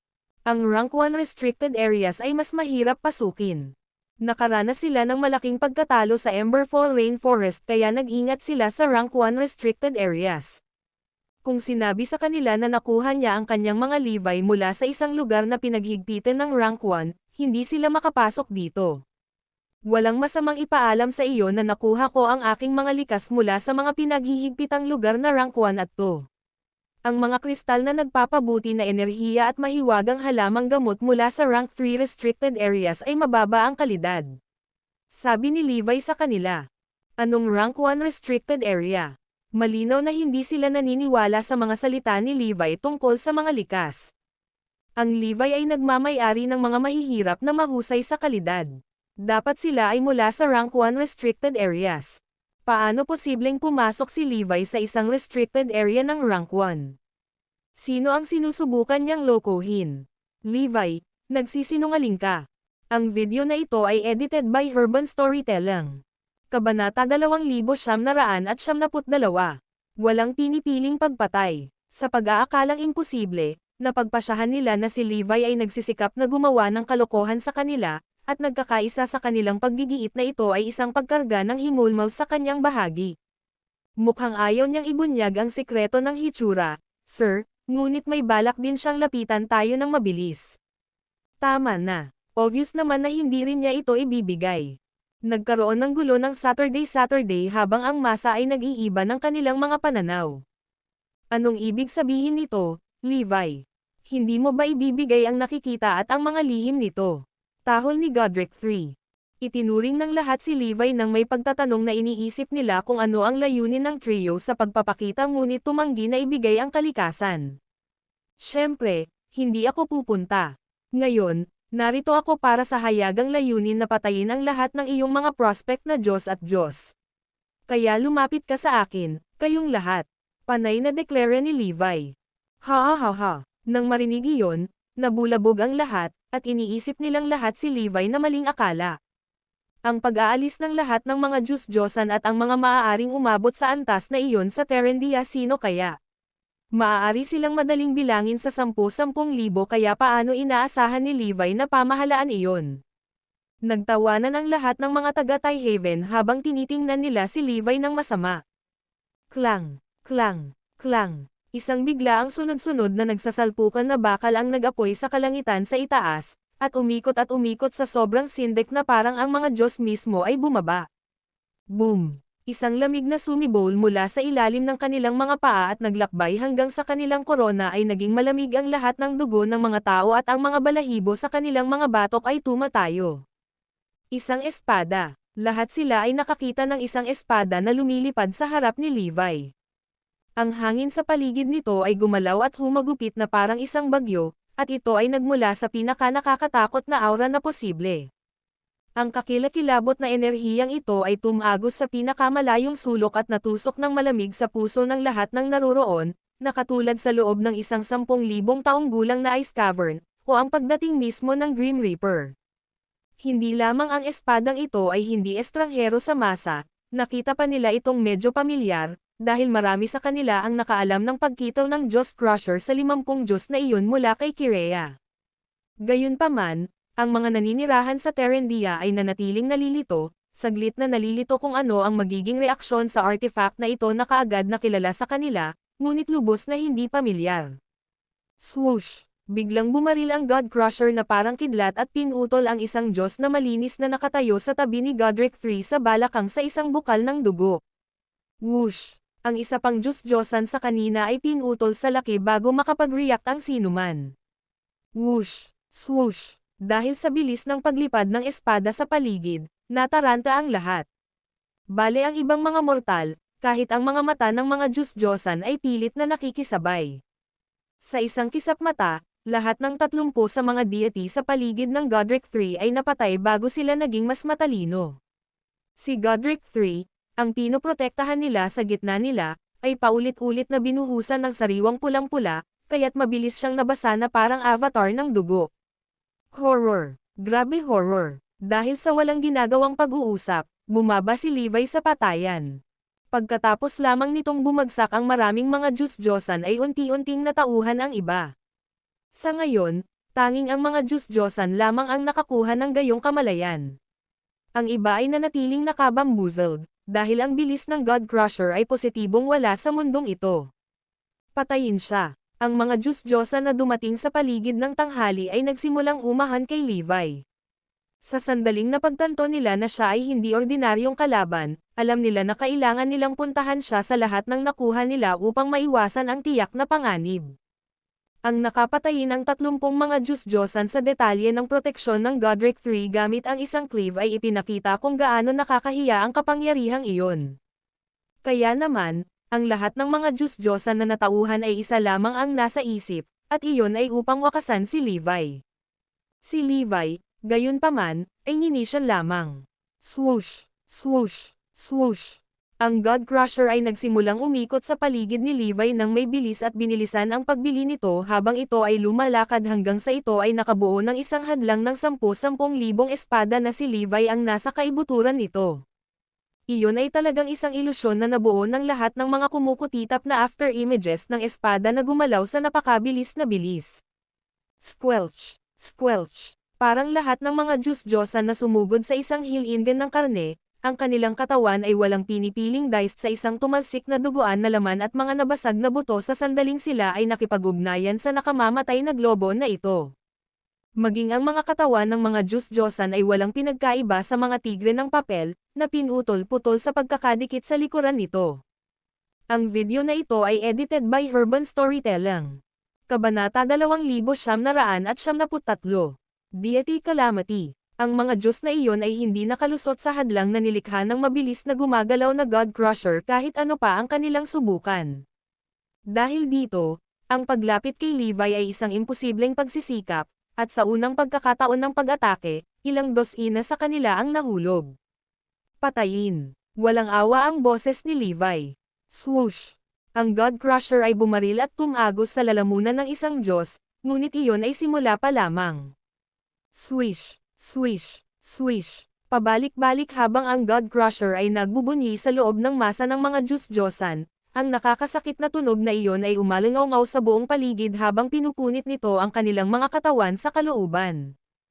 Nagsimulang bumuhos ang dugo na parang ulan. Walang kakaibang katangian sa mundo ng martial arts na mas nakakaakit kaysa sa bilis mismo, at ang bilis ng God Crusher ay transcendental. Ang mga Diyos-Diyosan ay pinutol ng hindi nabigyan ng panahon para mag-react. Kahit na sinubukan nilang kontrahin ang God Crusher, ito ay walang saysay dahil sa hindi nila kayang panindigan ang kapangyarihan ng God Crusher ay ginagamit na sila ay nanatiling katulad na sawi upang baguhin ang kinalabasan. Sa alinmang paraan, hindi sila nagkaroon ng pagkakataon laban sa galit ng Diyos Crusher. Marami sa kanila ay sinubukang ihagis ang kanilang pinakamabisang pamamaraan dito, ngunit anuman ang mga kalasag o pag-atake na kanilang ginamit, ang God Crusher ay nagawang aymo ang lahat sa kanila. Sa isang iglap, ang lupa ay nagkalat ng 100 higit pang mga katawan na nagmula lamang sa gitna ng mga Diyos-Diyosan, at ang paraan ng kanilang kamatayan ay lampas sa ganid. Sa ilang dosenang segundo, give or take, nawalan na si Terendia ng 200 sa kanila. Sa ngayon, ang iba pang nagngangalit na mga Diyos-Diyosan ni Terendia na nahuli ay nagrally at pagkatapos ay lumundag patungo kay Levi nang walang ingat na pag-abandona. Habang ang iba ay nakatayong nakaugat sa lugar, ang Provisional Combatants at Deity Prospect, din, ay nagundyok at pagkatapos ay sumabak kay Levi. Ang Diyos Crusher, gayon din, ay naging nasa sabik. Gaya ng ipinahihiwatig ng pangalan nito, ang hitsura nito ay nagbabadya ng kapahamakan para sa mga Diyos-Diyosan.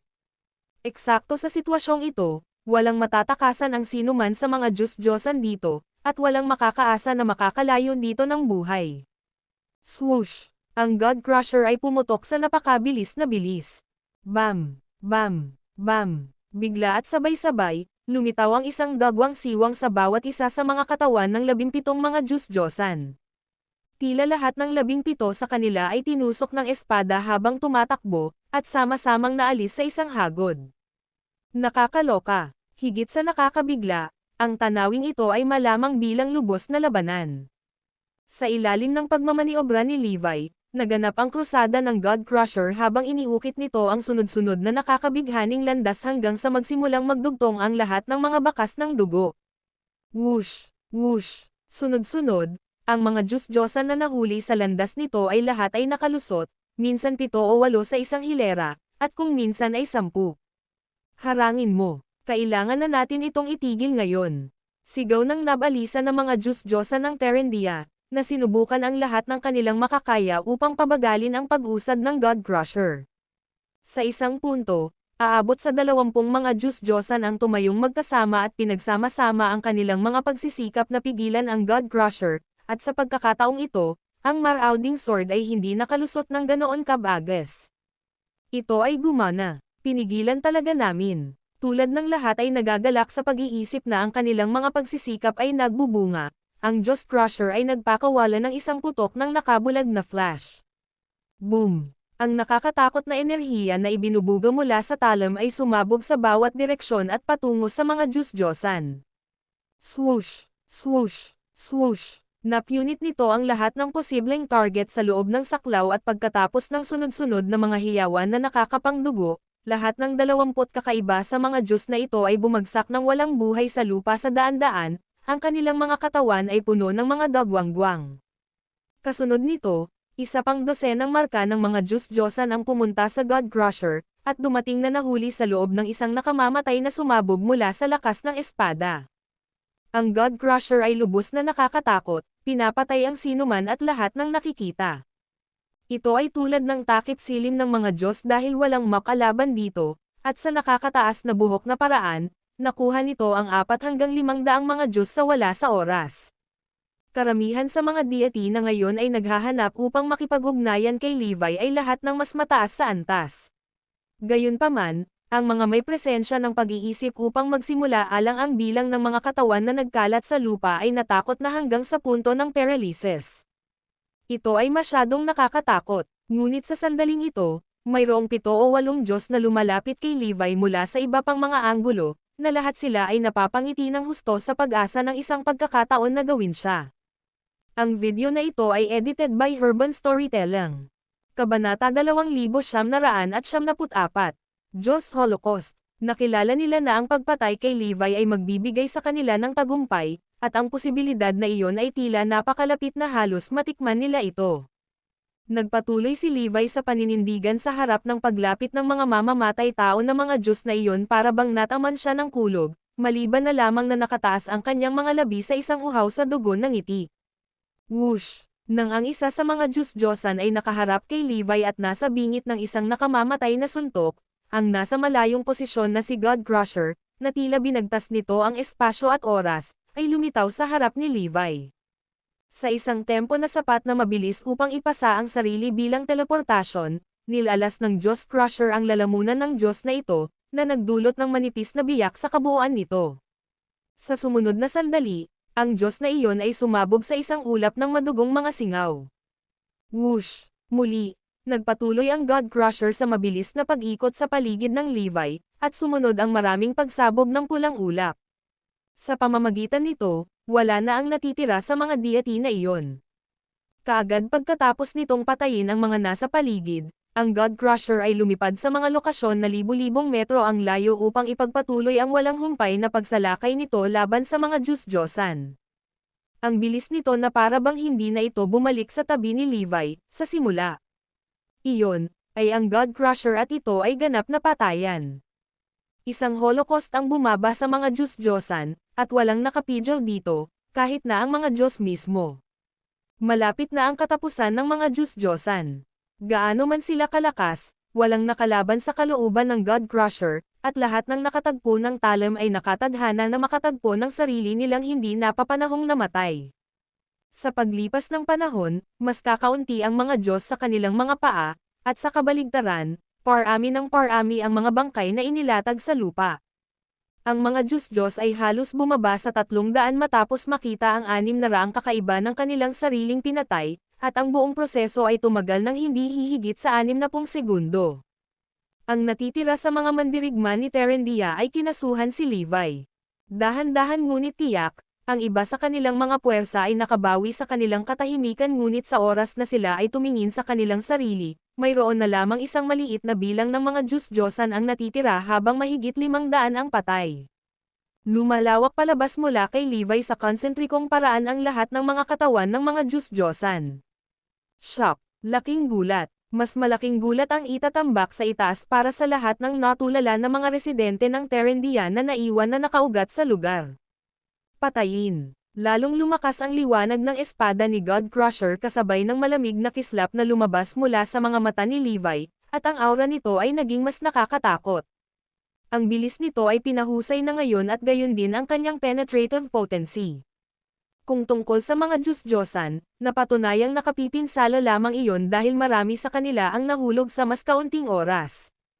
Ang maaaring tumagal ng 30 segundo noon ay matatapos na ngayon sa loob ng 10, at sa loob ng parehong tagal na iyon, ang nalalabing bahagi ng 300 kakaibang mga Diyos ay agad na naalis sa pag-iral. Pumalakpak, kasunod ng pagtalbog ng naputol na ulo ng huling Diyos, natapos ang pagpatay. Sa ika-7 taon ng almanak nito, nagpatotoo si Terendia sa pag-aalis ng kabuuang 937 sa mga Diyos nito. Si Levi, gayunpaman, ay hindi tumigil doon. Sa halip, ipinagpatuloy niya ang walang habas na pagkitaw ng God Crusher sa mga mandirigma ni Terendia. Sa kabila ng bilang ng mga ito sa 10,000, ang iba sa mga mandirigma ay hindi mga Diyos-Diyosan, mga prospect lamang o pansamantalang mga mandirigma na malayong-malayo sa mga deities per se. Kaya, ang Diyos Crusher ay naging mas hindi mapigilan. Pumatay, at walang iwanan na nakatayo sa iyong gising. Ang dugo ay umagos tulad ng mga ilog, at ang mga bungo ay nakasalansan sa mga bundok, iyon ang nakikita sa kuna sa kasaysayan ni Tyhaven. Ito ay isang lubos na trahedya at ang pinaka-nakakahiya na sandali ng lungsod na itinulak sa lawak na ito ng isang espada. 100, 1,000, 3,000, tapos 5, at 10. Ang bilang ng katawan ay patuloy na dumarami hanggang sa pinatay silang lahat ni Levi. Kahit na ang mga prospect ng Diyos ay hindi rin naligtas. Patuloy akong kikitil ng buhay hanggang sa wakas ni Terendia ang pakikasama nito sa mga Diyos-Diyosan. Ito ay para maiinis kayong lahat sa tuwing sasagutin ninyo ang pagbanggit lamang ng pangalan ng huli. Iyon mismo ang itinakda ni Levi na gawin. Isang kabuuang 12,738 mga prospect ng Diyos ang inalis lahat ni Levi. Isang tunay na nakakapangilabot na pagtatagpo. Parehong halos mabaliw si Dr. Erebus at Digital God. Noong nagsimula sila sa Lab of Gods, naisip nila na ang kanilang ginagawa ay medyo radikal sa paraang nakakatuwa sa kanila. Ngayon lang nila napagtanto kung ano ang tunay na over-the-top exhilarating, dahil ito ay dapat na maging ang pinaka-nakakabaliw na bagay na kanilang pinaghalo. Bagamat naalis na ang mga Diyos-Diyosan at mga prospect, mayroon pa ring mahigit 100,000 armadong mandirigma ang nakastandby sa loob ng Tyhaven. Sa sandaling ito, ang lahat ng mga ito ay dumagsa patungo kay Levi sa puwersa. Nakahanda silang lumaban hanggang sa wakas at walang indikasyon na mayroon silang anumang balak na umiwas. Patayin, patayin, patayin. Ang video na ito ay edited by Urban Storytelling. Kabanata 2,975. Levi para umalis sa Zyperia. Ngumisi si Levi. Wala akong balak na patayin ka ngayon. Magwala ka. Pagkatapos ay nagpakawala siya ng isang energy wave na umaalingasaw sa kalangitan. Ang alon ng enerhiya ay napakatindi kaya nadurudge nito ang 10,000 tao. Isa-isa, lahat ng 10,000 mandirigma ay bumagsak sa lupa at lumuhad sa harap ni Levi. Ang mga mandirigmang ito ay lubos na natigilan dahil hindi sila kalaban kay Levi.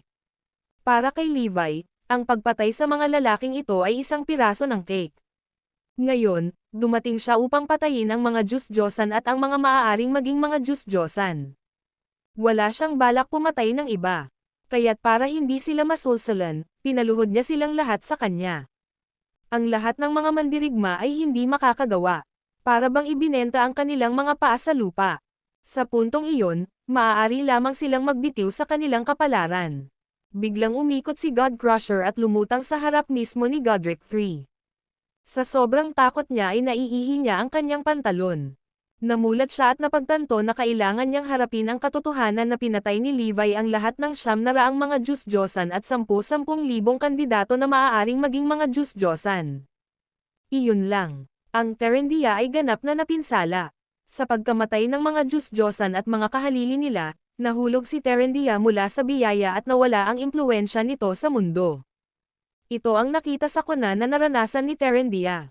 Tumingin sa kanya si Levi na may masamang karanasan. Sinabi kong wawasakin ko ang lahat ng mga deity sa Terendia, at ginawa ko ito. Ang kanyang sinabi ay naging dahilan upang hindi makapagsalita ang karamihan. Ilang minuto ang nakalipas, inakala nilang hamihip siya ng sarili niyang trumpeta at hindi siya pinaniwalaan. Ngunit pinatunayan ni Levi sa kanila na hindi siya hambog. Sa loob lamang ng ilang minuto, natalo ni Levi si Terendia at inihagis sila sa gulo.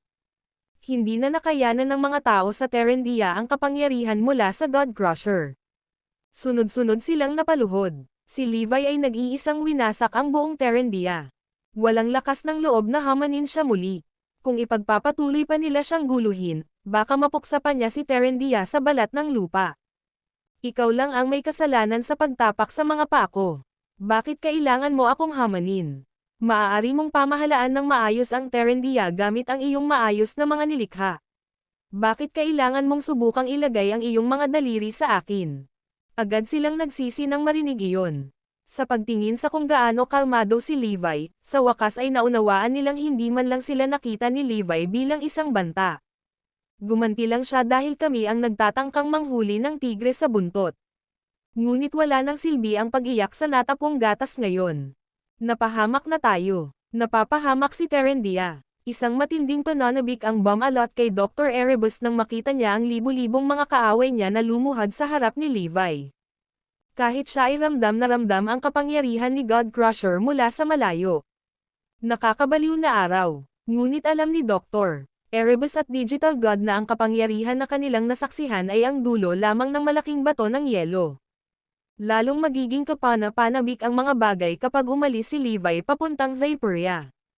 Dr. Erebus at Digital God ay nagpalitan ng alam na tingin sa isa't isa. Sinasabi ng mga alingaw-ngaw na ang Zypuria ay may 10,000 mga deity, ngunit ang aktwal na bilang ay maaaring mas mataas kaysa doon.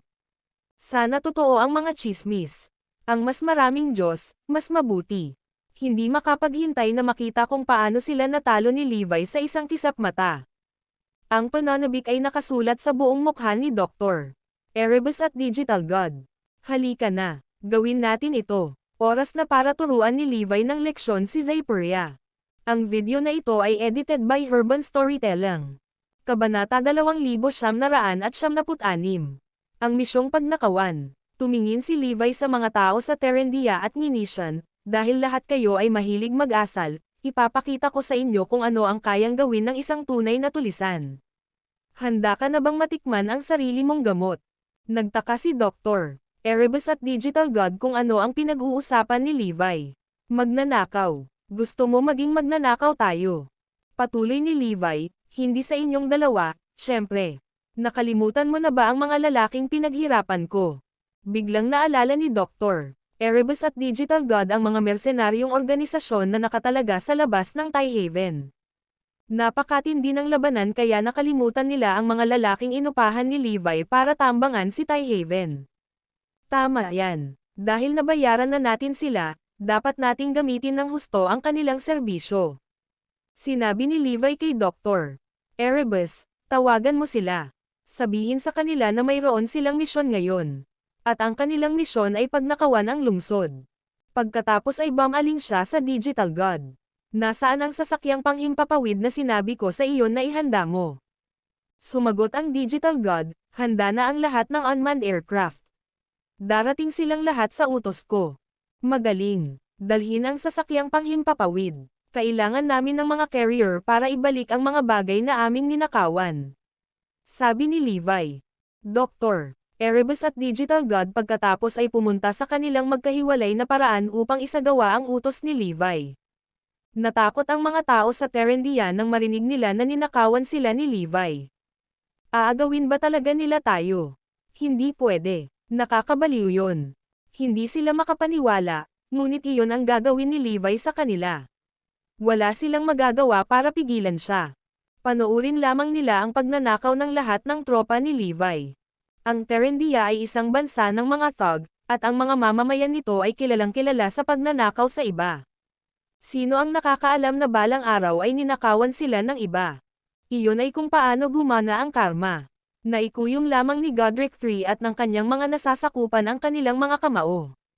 Isang puyo ng galit ang umiikot sa kanilang mga puso, ngunit wala silang magagawa para iligtas ang sitwasyon.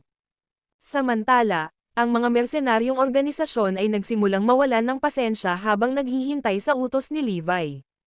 Wala silang ideya kung ano ang nangyayari sa lungsod, dahil pinigilan sila ng isang hindi nakikitang kalasag na makapasok. Ang mga Diyos ay gumamit ng enerhiya upang lumikha ng hindi nakikitang kalasag. Dahil ang mga mersenaryong organisasyon ay walang paraan upang malaman ang sitwasyon sa loob ng Tyhaven, maaari na lamang silang maghintay. Ano ito, pare? Nasa panganib si Levi, pero dito pa tayo naghihintay.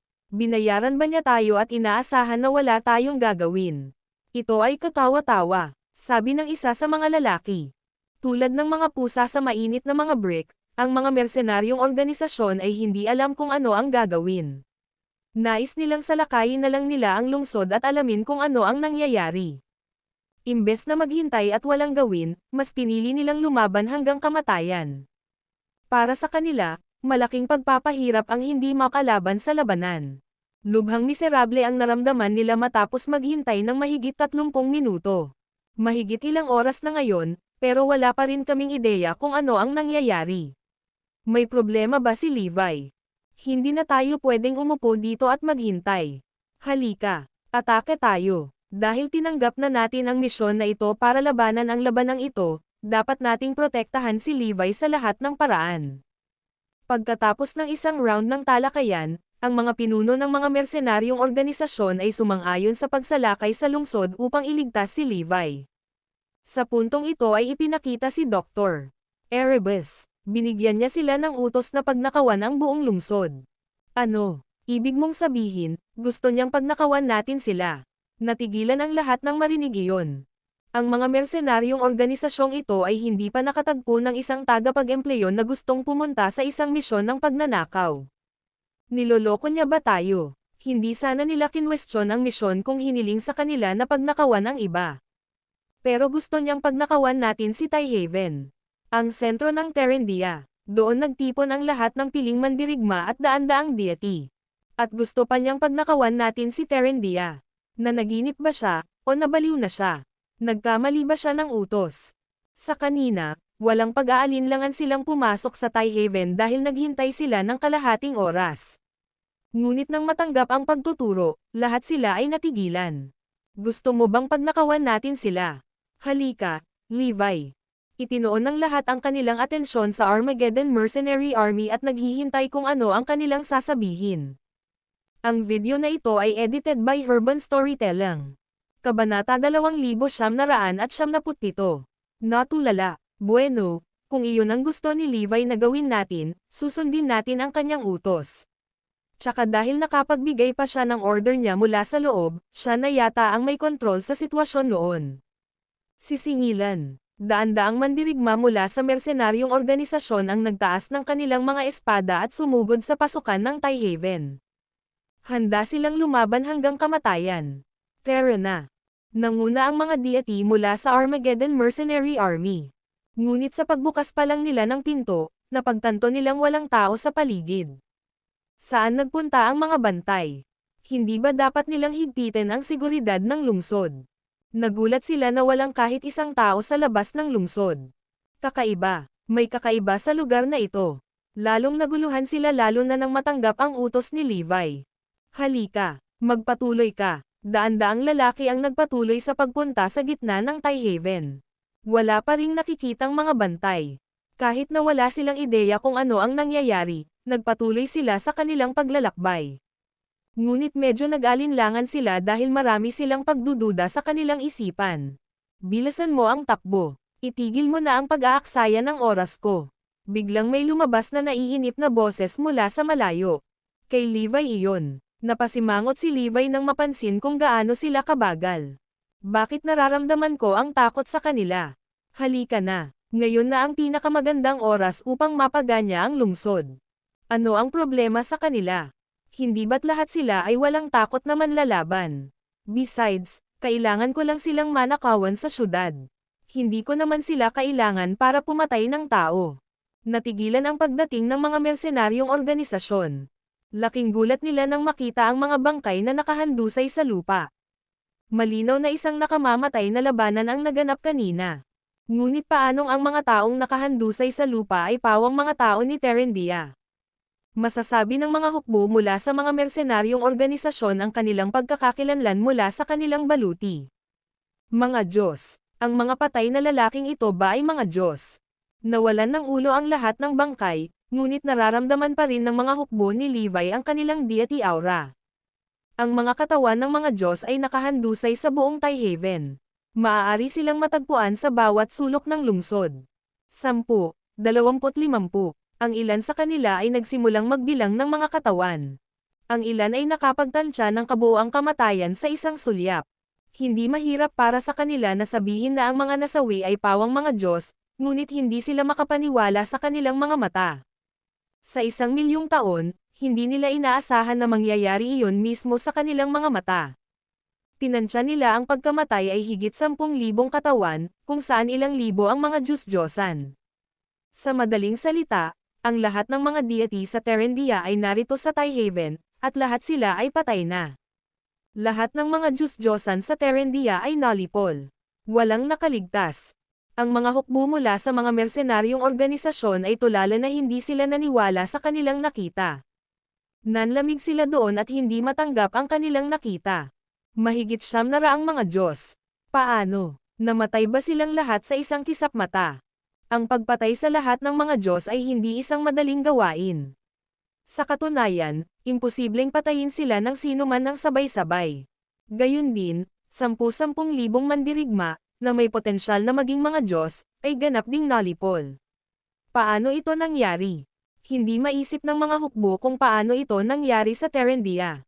Ano ang namiss natin? Sino ang gumawa nito? Maya-maya, nabaling ang atensyon ng lahat kay Levi. Si Levi, Dr. Erebus, at Digital God ang tanging 3 tao na walang mantsa ng dugo sa kanilang mga katawan. Para bang wala silang ginawang away. So sino ang pumatay sa kanila? Paano ito nangyari? Mahirap para sa mga hukbo na maniwala na 10,000 mga Diyos-Diyosan at mga mandirigma sa Terendia ang nalipol lahat. Sinong maniniwala dito? Walang maniniwala na libu-libong mga Diyos-Diyosan ang namatay sa Terendia. Lahat sila ay interesadong malaman kung ano ang nangyari sa labanan. Inilock ni Terendia ang Tyhaven, kaya walang sino man ang magkakaroon ng akses sa lungsod. So sino ba talaga ang pumatay sa kanila? Ang video na ito ay edited by Urban Storytelling. Kabanata 2,978. Adik. Ang 3 lang sa labas ay si Levi at ang iba pa. Paano kung isang nakakatakot na pag-iisip ang lumitaw sa isip ng lahat, at ang lahat ay nagpapawis ng malamig? Bakit kalmado si Levi simula pa lang? Bakit niya tinanggihan ang mga ito noong una? Kaya hindi siya natatakot kay Terendia dahil kaya niyang patayin ang lahat ng mga Diyos ng Terendia at may kapangyarihang pawiin si Terendia.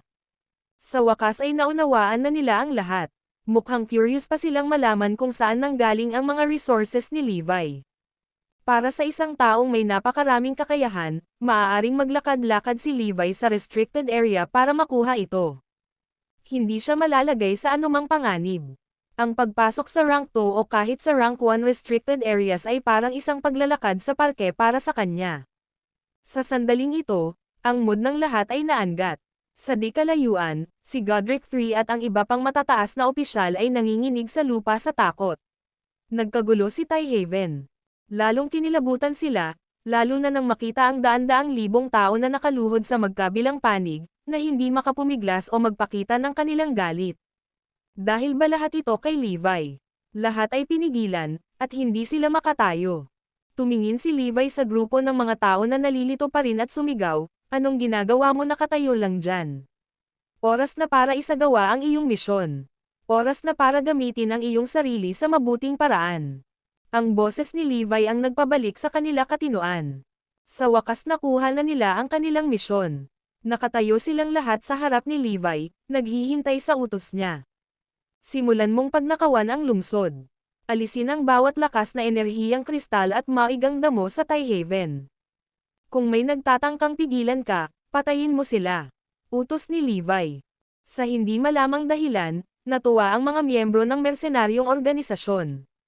Ngunit ang gawain ay sobrang kakaiba. Sa kanila, mayroong ilan sa pinakamalakas na miyembro ng mersenaryong organisasyon. Takawan mo sila, may sumigaw, at ang grupo ng mga tao ay nagsimulang manloob kay Tyhaven. Iyon ang pinaka-weird na gawain na natanggap nila. Kasabay nito, ito rin ang pinakaligtas na gawain na kanilang tinanggap. Walang makalaban dahil pinigilan sila. Kahit papaano, ang pagnanakaw sa lungsod ay tila medyo nakakahumaling. Halos napakasarap sa pakiramdam. Pagkatapos, dinambong ng 12 ng mga mersenaryong organisasyon ang bawat sulok ng Tyhaven. Natural, hindi lang sila magnanakaw ng kahit ano. Inalis lamang nila ang mga kristal na enerhiya at mahiwagang damo, na siyang mga kayamanan ng panahon ng iyon. Walang makakapidyo sa kanila.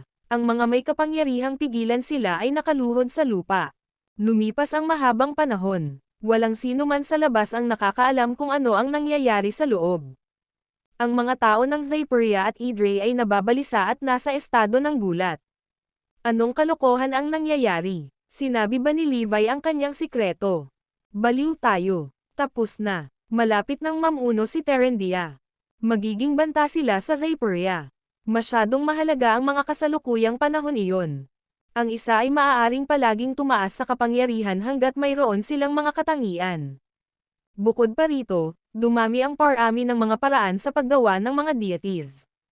Maaari silang malikha sa pamamagitan lamang ng paggamit ng ilang teknolohiya upang payagan ang katawan ng tao na sumipsip ng pinakamataas na dami ng mga enerhiya at maging isang Diyos. Natural lang na magpanik sila. Tingnan mo. Ano iyon? Sa sandaling ito, nakita ng mga tao sa labas ng Tyhaven ang ilang sasakyang panghimpapawid na paparating. Iyan ang sasakyang panghimpapawid ni Levi. Bakit sila nandito sa Tyhaven? 1, 2, 3. May kabuuang 10 sasakyang panghimpapawid. Isa-isang lumipad ang sasakyang panghimpapawid sa Tyhaven. Ang eksena ay hindi kapani-paniwalang nakakagulat. Bilang karagdagan, ang mga sasakyang panghimpapawid na iyon ay napakalaking at mukhang maaari silang magdala ng maraming uri. Si Levi siguro ang gumawa nito. Nagpapadala siya ng mga lugar sa Terendia. Oo naman. Bakit may 10 sasakyang panghimpapawid ang naririto? Dapat ay narito sila upang ihatid ang mga mali. Tapos na ang lahat. Dinala ni Levi ang lahat ng mga mahihirap sa Terendia. Kung gayon, sinabi niya sa kanila ang lahat ng tungkol sa mga lihim ng mga nalalaman tungkol kay Terendia. Pareho ang iniisip ng lahat. Ang video na ito ay edited by Urban Storytelling. Kabanata 2999. Isang maligayang hoan. Iyon ay nakagigimbal na balita para sa mga pangunahing puwersa. Masisisi lang ni Zyperia ang sarili nila sa pagiging mabagal. Sa oras na iyon, ang tanging paraan upang pigilan itong mangyari ay ang pag-atake kay Terendia. Gayunpaman, iyon ay mangangahulugan ng digmaan. Walang sino man ang magsisimula ng digmaan. Sumabog din sa galit ang mga taong emosyonal na ng blackmail kay Levi noon sa Erudia. Wala silang magawang panoorin habang binibigay ni Levi ang kanilang mga hitsura. Gayunpaman, hindi mapakali si Hydran. Hindi mahalaga kung saan napunta ang mga mali. Hanggat ang mga nakikita ay hindi napupunta kay Idre at Zyperia, ayos lang sa kanila. Ang mahalaga ay walang natira si Levi. Kaya naman, Natuwa sila. Gayunpaman, ang katotohanan ng pangyayari ay malayong naiiba sa kanilang naisip. Ang 10 sasakyang panghimpapawid ay kolektahin ang pagnanais mula sa pandarambong, hindi maghatid ng mga masasama. Walang laman ang mga sasakyang panghimpapawid na iyon. Walang mga nakikita sa board. Naturally, alam ng isa sa mga puwersa kung ano ang nangyayari. Ito ay walang iba kundi si Hoan. Minsan na silang natalo kay Levi. Kaya naman, halos mahulaan na nila kung ano ang ginagawa niya. Ang hindi lang nila sigurado ay kung kayang labanan ni Levi ang halos 1,000 Diyos ng Terendia. Ngayong dumating na ang sasakyang panghimpapawid, sigurado sila na nahulog si Terendia at natutuwa silang hindi sumugal sa oras na iyon. Talo sana sila kung gagawin nila. Ang mga tao sa Hoan ay tuwang-tuwa nang makita ang pagkawasak ni Terendia. Para sa kanila, kahit na sila ay nagdusa ng malaking pagkalugi, ang mga Diyos ng Terendia ay dapat nawasakin lahat. Kasunod ng pagdating ng sasakyang panghimpapawid, maaari lamang itong mga hulugan na malapit nang matapos ang lahat. Tinapos na rin ng mersenaryong organisasyon ang kanilang pandarambong. Nilagyan nila ng lot ang sasakyang panghimpapawid ng paunti-unti. Kunin ang ilan bilang iyong kabayaran at kunin din ang ilan para sa iyong sarili. Sabi ni Levi. Hindi kailanman kailangan ni Levi ang mga kakaibang iyon. Ninakawan lamang niya ang mga ito para pigilan ang mga ito na maging mga bathala dahil pinukaw siya ni Terendia. Gayunpaman, ang mga salita ni Levi ay nagpatuwa sa mga miyembro ng mersenaryong organisasyon. Napakaraming bagay ang nakuha nila nang walang ginagawa. Mr. Garrison, may utang sa iyo ang Armageddon Mercenary Army. Kung kailangan mo kami sa hinaharap, hilingin mo lang kami. Walang bayad. Ganyan din sa mga Golden Saints. Gayon din ang Black Tornado. At gayon din ang mga anghel ng impyerno. Hindi sapat ang pasasalamat ng mga mersenaryong organisasyon kay Levi. Kaya't maaari lamang nilang ipahayag ang kanilang pasasalamat sa ganitong paraan. Gayunpaman, medyo nagsisi sila pagkatapos nilang mag-usap dahil mukhang hindi naman sila kailangan ni Levi. Sa lakas niya, walang makakalaban sa kanya. Walang dahilan para kunin sila ni Levi. Tinanggap lang niya ang mga ito sa pagkakataong ito dahil kailangan niya ang kanilang mga manggagawa. Gayunpaman, tumanggo si Levi, sige.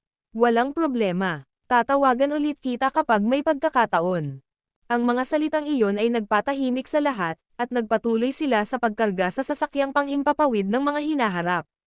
Sa huli, pinalaya nila ang lahat ng mga mali ng Terendia. Ang Terendia ay ang ikatlong pinakamalakas na puwersa sa mundo, at ang mga mas malaki kaysa sa Sagana, mas malaki sa Hoan. Ang kanilang mga nakikita ay halos kung ano ang mayroon si Levi. Ganyan kay Tekot si Terendia. Pagkatapos, ang 10 sasakyang panghimpapawid ay ganap na nakarga at lumipad palayo. Nakuha rin ng mga mersenong organisasyon ang kanilang bahagi sa pagbabayad at isa-isang umalis. Sinundan ng isang pulutong ng mga tao si Levi habang personal siyang inihatid ni Godric III palabas. Sumunod sila sa kanya dahil hindi nila maintindihan ang init ng ulo ni Levi. Natatakot sila na baka sirain niya ang buong Terendia kung masira ang kanyang kalooban. Kaya naman, hindi sila naglakas loob na magpakita ng kahit kay titing na pahiwatig ng puot at makita lamang si Levi at ang kanyang mga kasama sa labas ng Tiehaven na may ngiti sa kanilang mga labi. Pinagmamasdan ng mga tao sa labas si Godric III na personal na inihatid si Levi at ang iba pa palabas. Ito ay naging mas at mas tiyak sa kanila na sinabi ni Levi kay Terendia ang lahat tungkol sa mga lihim ng mga mahuhusay. Iyon ang dahilan kung bakit napakatingkad ng ngiti ni Godric III. Ang video na ito ay edited by Urban Storytelling. Kabanata 3000. Pinipilit ang isang ngiti. Malamang magagalit si Godric III kung malalaman niya ang iniisip ng lahat. Hindi mo ba nakikita na pinipilit kong ngumiti? Mukha ba akong nakangiti ng husto? Bulag ka ba? Malapit nang masira ang Terendia. Alin sa mga mata mo ang nagsasabi sa'yo na masaya akong nakangiti? Talagang nagpapadala siya ng grupo ng mga bandido. Umalis na si Levi at ang iba pa. Ang 10 automated aircraft ay lumipad sa kalangitan at nawala sa kanilang mga tanawin. Ang mga sumusunod ay dinala sa kabundukan malapit sa Terendia, isang lugar na pinaghihigpitan ng rank 1 na ginalugad ni Levi. Walang sino man ang makakagawa sa mga malig na kaimbak dito. Pinili ni Levi ang mga halamang gamot na maaaring makatulong kay Forlivia mula sa mga pagsusuri para sa pag-aaral ni Dr. Erebus. Sa oras na ito, ang pangkat na ipinagkatiwala ni Dr. Erebus ay nagsasaliksik ng lason ni Forlivia gamit ang mga teknolohikal na pamamaraan. Isa na rito si Shield sa Zarain. Ilang tao lang ang nagtipon sa pinakamataas na meeting room ni Shield. Kabilang sa kanila ay sina Smythe at Neil at dalawa pang tao na may mas mataas na katayuan kaysa kay Smythe. Ang isa sa dalawa ay ang tagapasya ni Zarain, at ang isa ay ang taong nasa likod ng mga anino ni Zarain. Kakatanggap ko lang ng balita. Nagsalita ang isa sa kanila. Ano ito? Matalim siyang tinitigan ni Smythe at Neil. Napag-aralan na nila ang lason sa katawan ng anak ni Levi. Mapapagaling ang lason, sabi ng lalaki. Nagkatinginan sina Smythe at Neil at ngumiti. Ay notify natin agad si Levi. Siya ay mayroon na ngayong isang nakakatakot na dami ng mga hitsura. Gamitin natin ito at humingi sa kanya ng resources. Ang dalawa sa kanila ay kamakailan lamang ay nais na makuha ang kanilang mga kamay sa mga nakuha ni Levi at matagal nang gustong makialam. Ngayong nagkaroon na ng pagkakataon, natural silang matutuwa. Bukod pa rito, mayroon silang mga taong makakapagpagaling sa lason ni Forlivia. Maaari silang humingi kay Levi ng anuman, at ibibigay niya ito sa kanila. Ang iba ay nakakuha ng malaking epekto sa pamamagitan ng pag-eksperimento sa mga pamamaraan at mga halamang gamot. Sino ang nagsabi tungkol sa pagpapagaling sa anak ni Levi? Anong kinalaman niyan sa atin? Bigla namang nagsalita yung lalaki. Natigilan sina Smythe at Neil. Nagpakita sila ng mukhang hindi makapaniwala. Paano ang kanyang mga nakikita? Ang Levi ay may nakakatakot na dami ng mga nakikita. Maaari naming tawagan ang kanyang mga anak na babae kapalit ng lahat ng kanyang mga mali, at ang mga lihim kung paano makuha ang mga ito. Tiyak na papayag siya. Nagmamadaling sabi ni Smythe. Gayunpaman, ngumiti ang lalaki at sumagot, wala kaming pakialam sa kanyang mga malikot. Kung ano man ang meron siya, meron tayong higit sa kanya. Kung ano ang wala sa kanya, meron din tayo. Napabuntong hininga sina Smythe at Neil nang magsalita ito. Masyadong mayabang ang mga salitang iyon kaya nakakakilabot. Ganito na ang ginagawa nila ngayong lumilitaw ang mga Diyos sa ibang bansa. Ito ay simpleng hindi kapanipaniwala. May mga puwersa sa likod ni Zarain na umalalay sa kanila. Simula nang makipag-ugnayan si Smythe kay Shield, alam niyang may puwersa sa likod ni Zarain. Sinabi sa kanya na ang mga puwersang ito ay umiral na noong unang itinatag ang Zarain. Naka-low profile lang sila sa anino. Ang nakakatakot ay kahit anong panahon ang pinagdaanan ng mundo, ang mga puwersa sa likod nito ay palaging nasa ibabaw ng mundo. Matapos dumaan sa maraming henerasyon, kahit na sa pagkakataong ito sa panahon ng muling pagkabuhay ng enerhiya na lubhang nagpabago sa mundo, ang mga puwersa sa likod nito ay nasa tuktok pa rin ng mundo. Malapit na silang mawalan ng malay. Napakatahimik ng puwersa sa mga anino dahil hindi nila sineseryoso ang anumang nangyayari sa mundo. Gayunpaman, ito ay natural lamang. Matagal nang naghahanap ng solusyon si Levi, ngunit wala siyang hinahanap na lunas. Para magkaroon ng lunas ang mahiwagang organisasyong iyon, malinaw kung gaano sila makapangyarihan. Pero I think we can cooperate with Levi. Sino ba naman ang hindi magkakagusto sa mga resources na iyon? Ngumiti si Smythe. So yun lamang po mga master. Maraming salamat po sa inyong pakikinig. Huwag po natin kalimutang mag-like, share, subscribe, and click the notification bell para updated kayo sa ating mga susunod na videos. Hanggang dito na lang. Bye-bye!